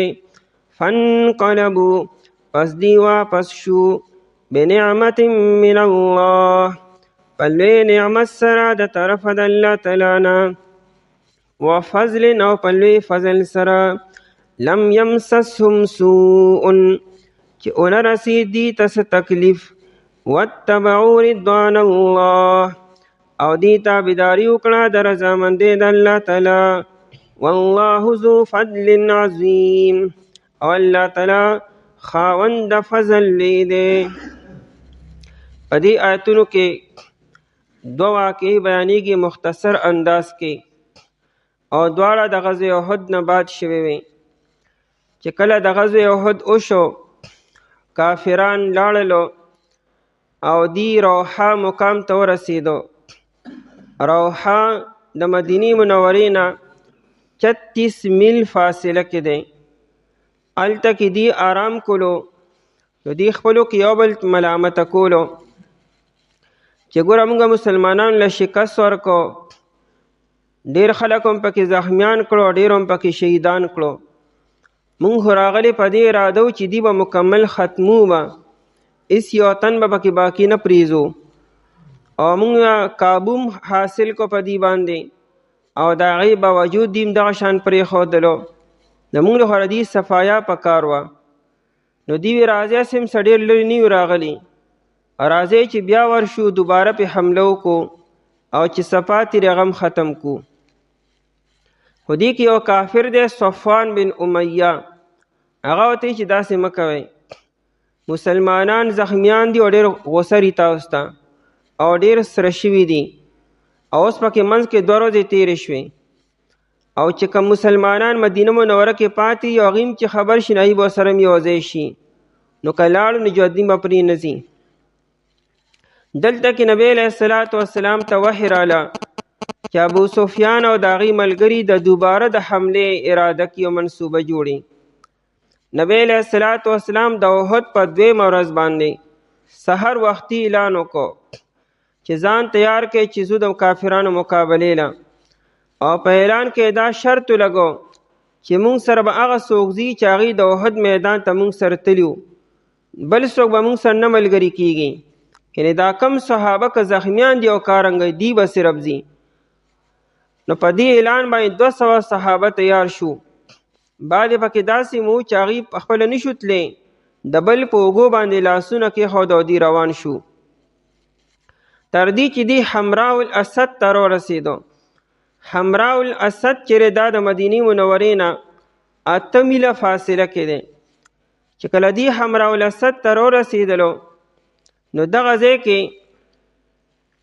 هلته کې چې کله روحا مقام کې ابو سفیانو او صفوان بن امیه خو دې ویارولو چې زیمه مسلمانان به ډېر غوسه وي بل الله تعالی هم د هغوی پړونو کې هلته روب واچو. نو هلته دی عبدالقیس یو وفد د عبدالقیس قبیلې یو وفد دا د مکې مکرمې نه مدینې طرف ته راتو نو هغوی په دغه لاره تېرېدو. ابو سفیان د عبدالقیس خلکو ته وی چې تاسو اسی مدینې ته روان یې، نو چې لړ شئ نو مدینه منوره کې زمونږ باره کې خوف او روب خور کې چې ابو سفیان خو بیا را روان دی او بیا حمله کی، د دې لپاره چې مسلمانان زمونږ نه ښه خوف زده شي. او هغې له سلالچ او انعام هم ورکو. او هغې کې نعیم بن مسعود الاشجعي دیم په دغه خلکو کې و. هغه ته هم دا ووی دی چې رالو نبی علیہ السلام او صحابه همراه الاسد کې وو. دی چې دا خبرې وکړې چې ابو سفیان سره د خپلو لښکرو بیا را روان دی او حمله کی، نو صحابه فوراً وی چې حسبنا الله ونعم الوکیل، نو یریدل نو تښتېدل، بلکې دی وی چې الله زمونږ دپاره کافي دی. یعنې په دې خبره د هغې ایمان نورم مضبوط شو، نورم جوش و خروش پکې پیدا شو.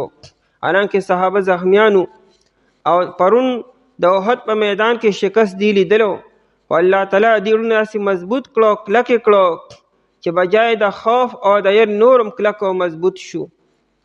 او الله تعالی د آیتونه نازل کو. د الله شانو دلته معبد بن ابي معبد الخزاعي، دا د خزاعه قبیلې یو سړی و، دی په دغه موقع مسلمان شو.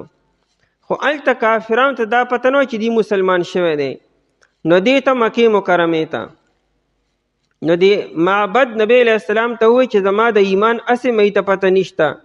هغې خیال دار چې کنه زه لا کافر یم، نو زه ځمه ده به ستاسو ملګرتیا هلته وکړمه. نو چې دی لاړو، هلته ابو سفیان او د هغې لښکرې په روحا مقام کې وو. ده ورته څه کوئ؟ ابو سفیان ورته زمونږ خو بیا اراده ده په نبی علیہ السلام مسلمان باندې حمله کړو. هغه ورته وی مسلمانان ما په همراه الاسد کې شاته پرېښودلو، او هغې خو داسې سره غوسه تاسو ته راغلي دي چې ژوندي به هم دلته پرې نه ځي، بلکې ده ورته ووایي چې تاسو څو دلته نه کوچ کوئ که نه هغوی به دلته رارسېدلي تاسو پسې، د دې شاته ټیله یعنې دې غونډۍ ته به رارسېدلي. په دې خبره باندې د ابو سفیان زړه نورم چې کوم دی نو هغه خوفزده شو او دی د هغه ځای نه روان شو. دویمه واقعه دا وشوه چې کله د احد جنگ ختم شو، نو ابو سفیان او د عمر رضی الله عنه منځ کې مکالمه شوې وه، او مکالمه موږ مخکې رانقل کړې وه. ابو سفیان د یو غونډۍ د پاسه او دا اعلان یې وکړو افیکم محمد، په تاسو کې نبی علیہ السلام ژوندی دی. نبی علیہ السلام غلی شئ، جواب مه ورکوئ. د بیا وی افیکم ابو بکر، ابو بکر ژوندی دی.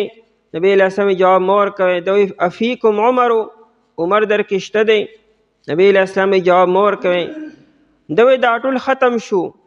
عمر رضی الله عنه ډېر جذباتي شو، هغه وی چې دا ټول له خیره سره ژوندي دي او ستا د غمجن کېدو لپاره الله تعالی باقي پاتې کړي دي. اخیره کې ابو سفیان دا اعلان وکړو چې آینده کال به موعدنا ببدر، زمونږ آینده کال به مقابله په بدر مقام کې به آینده کال به کو، او په دې ورځو باندې به کو به.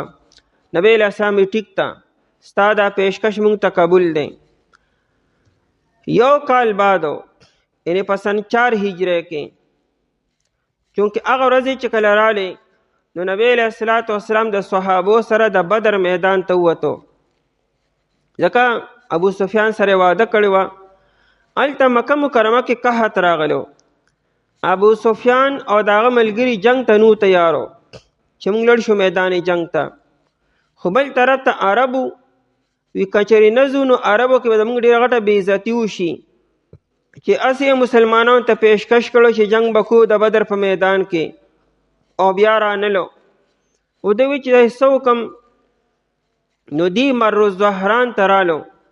مر الزهران مکې مکرمې ته ډېر نږدې دی. هلته دی رالو، خوړی نه کېده جنگ ته.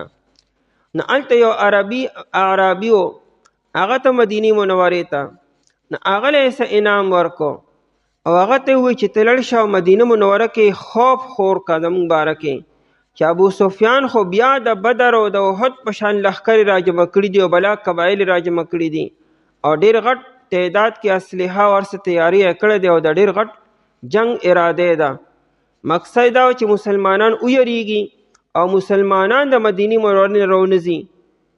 نظریاتي جنگ هغه زمانه کې میدانی عملی جنگمو، نظریاتی جنگمو.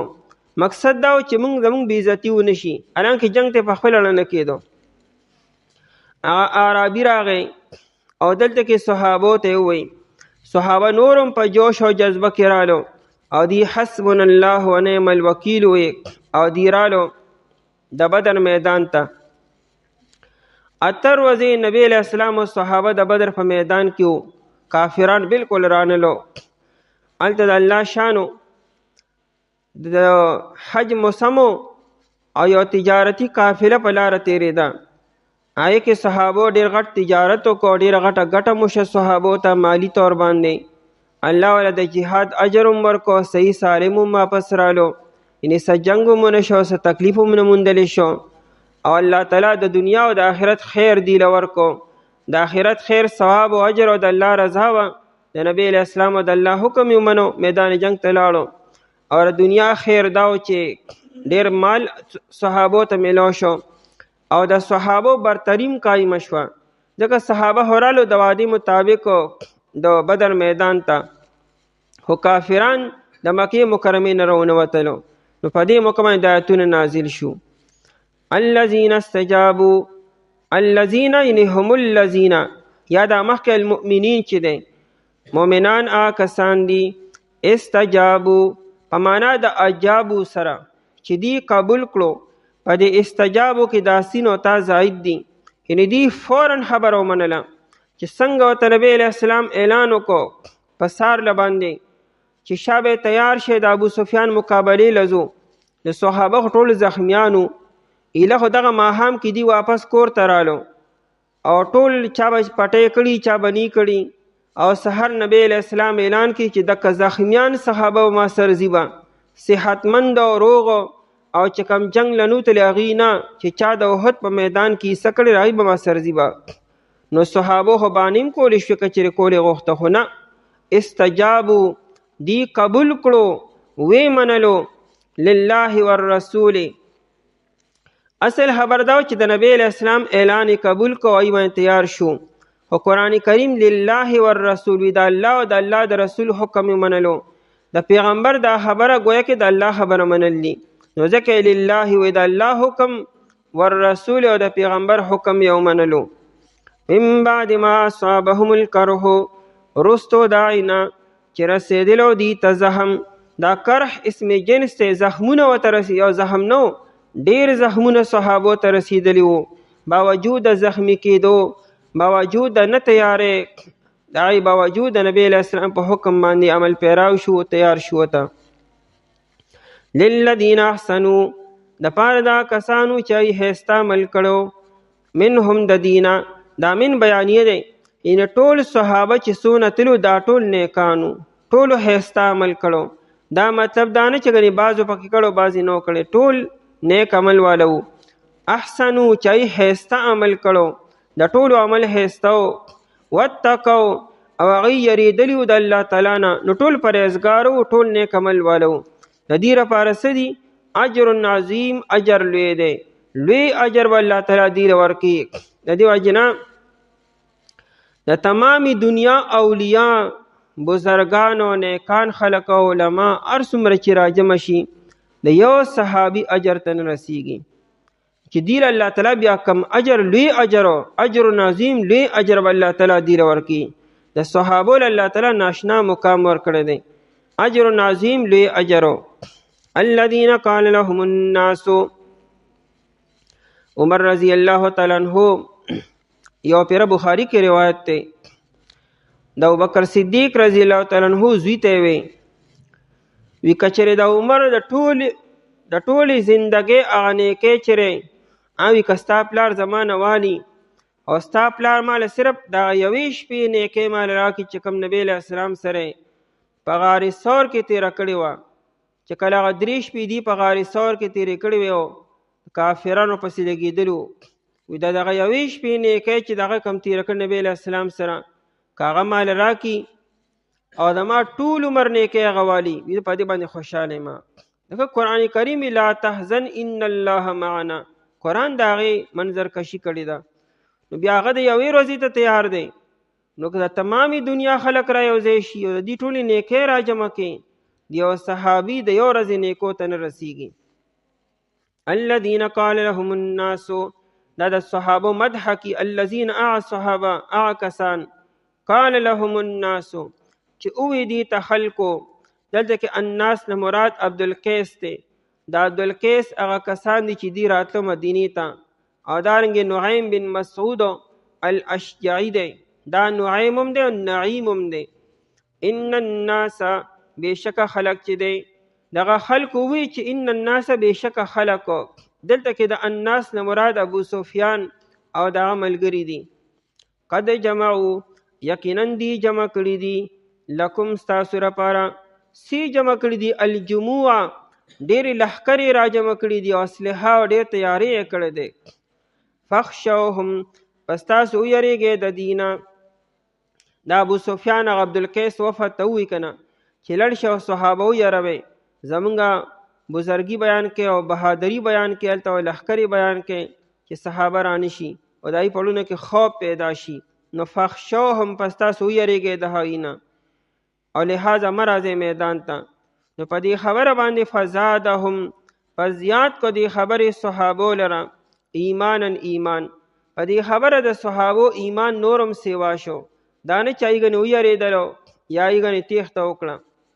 ایمان یې مضبوط شو، سیوا شو. ایمان کې کمی بیشي راځي یا نه راځي، دا یو غټه اختلافي خبره چې ایمان کمیږي او که سیوا کیږي. نو زموږ د امام ابو حنیفه رحمت الله علیه مسلک داری چې ایمان کې کمی بیشي نه راځي. ایمان هغه نور او قوت چې دی هغه سیوا کیږي او کمیږي. ایمان هو بدک ایمان دی. ایمان هو که چېرې کم شي نو څه مطلب کفر یا نفاق دی. نو هغه وایي چې دا ایمان چې سیوا کیږي نو مراد نور یې سیوا شي او قوت پکې سیوا شي. انسان چې څونه نیک عمل کوي نور د ایمان سیوا کیږي. انسان ټول نورانی شي او ظلمت ختم شي، سپیروالی او نحوست د انسان نه ختم شي او ایمان یې مضبوط شي. او چې انسان څونه ګناهونه کوي نو ایمان خو لیکن کمزوري کیږي، انسان ته بیا نیک عمل کول ګران شي. یو نیک عمل انسان ته به ګران او ګناه کول به ورته اساني.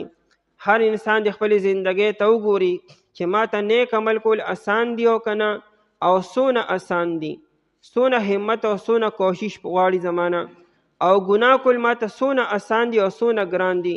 به دغه د ایمان دی چې کوم انسان ته ګناه کول انتهایی اسان دي او یو نیک عمل کول ته انتهایی ګران دي، پوه شي ایمان انتهایی کمزوري شوی دی. او چې کوم انسان ته نیک عمل کول اسان دي، ګناه کول ته ګران دي، پوه شي ایمان ډېر مضبوط او طاقتور دی. وقالو دی وی حسبنا الله کافی دی زمونږ دپاره الله تعالی. دی وی زمونږ دپاره الله کافی دی. حسبنا په معنا د محاسبا سره یا کافی سره. ونعم الوکیل او ډېر ښه کارساز دی الله تعالی. الوکیل په معنا د موکول سره، سپارلی شوی، یعنې زمونږ ټول کارونه الله ته سپارلی شوي دي. بس چې زمونږ په الله باندې بروسه او اعتماد او توکل دی، بیا د چا نه یره څه پکار ده. ابن عاشور لیکلی دی وقالو حسبنا الله ونعم الوکیل. یا خو نبی علیه الصلاة والسلام دی ته ووایي چې تا دا کلمات ووایې، صحابو حسبنا الله ونعم الوکیل ووایي. او یا دا چې الله تعالی صحابو ته الهام وکړو، یعنې هغوی له یې په زړونو کې دا خبره واچوله چې دغه کافر او دغه وفد دا خبره وکړه. نو تاسو ورته په جواب کې ووایئ چې حسبنا الله ونعم الوکیل. د صحابو حسبنا الله ونعم الوکیل وایي. دا هغه مبارک کلمات دي چې ابراهیم علیه السلام یې کله اور ته غورځو نو هغه دا وایي حسبي الله ونعم الوکیل. الله تعالی هغه دغه خطرناک اور نه بچ کو، خلاصي ول ورکو. او هغه صحابو په داسې سختو حالاتو کې حسبنا الله ونعم الوکیل وایي، نو هغه ابو سفیان او د هغوی لښکرونه الله تعالی بچ کړو. نن هم یو مؤمن مسلمان باندې که هر قسم حالات راشي، مصیبت راشي، سخت کار پې راشي، نو دې حسبنا الله ونعم الوکیل وي.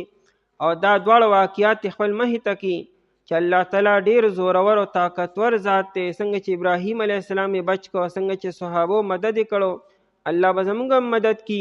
په دې نیت او په دې توجه باندې، په دې استحضار باندې دا وظیفه دې وکړي چې څومره یې کولی شي په توجه سره هر قسم مشکل او هر قسم پریشانی اب الله تعالی ختم کی. فانقلبوا پس واپس شدی فانقلبو دی د حمراء الاسد نه واپس شو او یا د بدر الصغرا د بدر د میدان نه واپس شو بنعمت من الله په لوی نعمت سره د طرفه د الله تعالی نه. څلور نعمتونه په دې آیت کې بیانیږي. لومړنی دا چې د الله تعالی ډیر لوی نعمت دی ته میلو شو چې هغه سلامتیا ده، یعنې دې ته هېڅ قسمه څه تکلیف او څه زخم او څه پریشاني ونه رسېده. وفضل او په لوی فضل سره. د لوی فضل نه مراد تجارت دی چې ډېر غټ تجارت وکړو دي او په لږ وخت کې وکړو او ډېره غټه نفع دې ته وشوه. دا د دنیا لوی فضل شو. لم یمسسهم سوء ونه رسېد دې ته هېڅ قسمه تکلیف لکه څه مقابله ونه شوه نو څه معمولي زخم هم په چا باندې رانغی. لم یمسسهم سوء ونه رسېد دې ته هېڅ قسمه تکلیف. واتبعوا او دی واپس شو رضوان الله. واتبعوا دی تابعداري وکړه رضوان الله د رضامندۍ د الله تعالی. د الله ډېر لوی رضا دی ته میلو شوه. د دې نه به لوی رضا صحیح چې الله تعالی هغه په خپل قرآن کې دای ذکر وکړو دلته چې دی څومره د بهادرۍ او د جرأت مظاهره کړې ده. قرآن څونه تعریف کې ردي. رضوان الله د رضامندۍ د الله تعالی. والله ذو فضل عظیم او الله تعالی فضل والا دی، خاوند فضل عظیم لوی دی. الله ډېر لوی فضل والا دی. دا هیره کې ځکه وایي چې کلم یو مؤمن مسلمان دغه شان قرباني وکړي دغه شان حالات په هر چا باندې به راځي څنګه چې په صحابو باندې راغلي دي. او چې کم انسان دغه شان د ایمان مظاهره وکړي او دا شان په سختو حالاتو کې الله ته متوجي شي، د الله په لاره کې روان شي، الله تعالی به دلم دغه شانتې لوی لوی برکات او دغه شان لوی لوی اجرونه او د دنیا او د آخرت فضل او انعام به الله تعالی ورکړي. ځکه د الله فضل ډېر لوی دی. یعنې دا نه چې صرف صحابو سره دا واده وه، دا واده د الله تعالی تر قیامته پورې هر انسان سره ده چې څنګه یو سړی د صحابو په شان غیرت وکړي په الله تعالی باندې او جذبه ظاهر کړي، بیا الله تعالی هم هغه شان مددونه د سره به کړي څنګه چې صحابو سره کولو. کسان چې دی قبول کړلو حکم د الله تعالی او د پیغمبر وروستو دا نه چې رسېدلو دي ته زهم د پاره دا کسانو چې ښایسته عمل کړو د دینه او دی یریدلو د الله تعالی نه اجر لوی دی. کسان چې وي دي ته خلکو چې بېشکه خلک چې دی یقین دي جمع کړي دي ستاسو لپاره لښکرې، پس تاسو یریږئ د دینه، پس زیات کړه دي خبرې دي دپاره ایمان او وی دی کافي ده زموږ دپاره الله تعالی او ډېر ښه کارساز دی الله تعالی. پس واپس شو دي په لوی نعمت سره طرفه د الله تعالی نه او په لوی فضل سره چې ونه رسېدي ته هېڅ قسمه تکلیف او دی تابعداري وکړه د رضامندۍ د الله تعالی او الله تعالی خاوند د فضل لوی دی.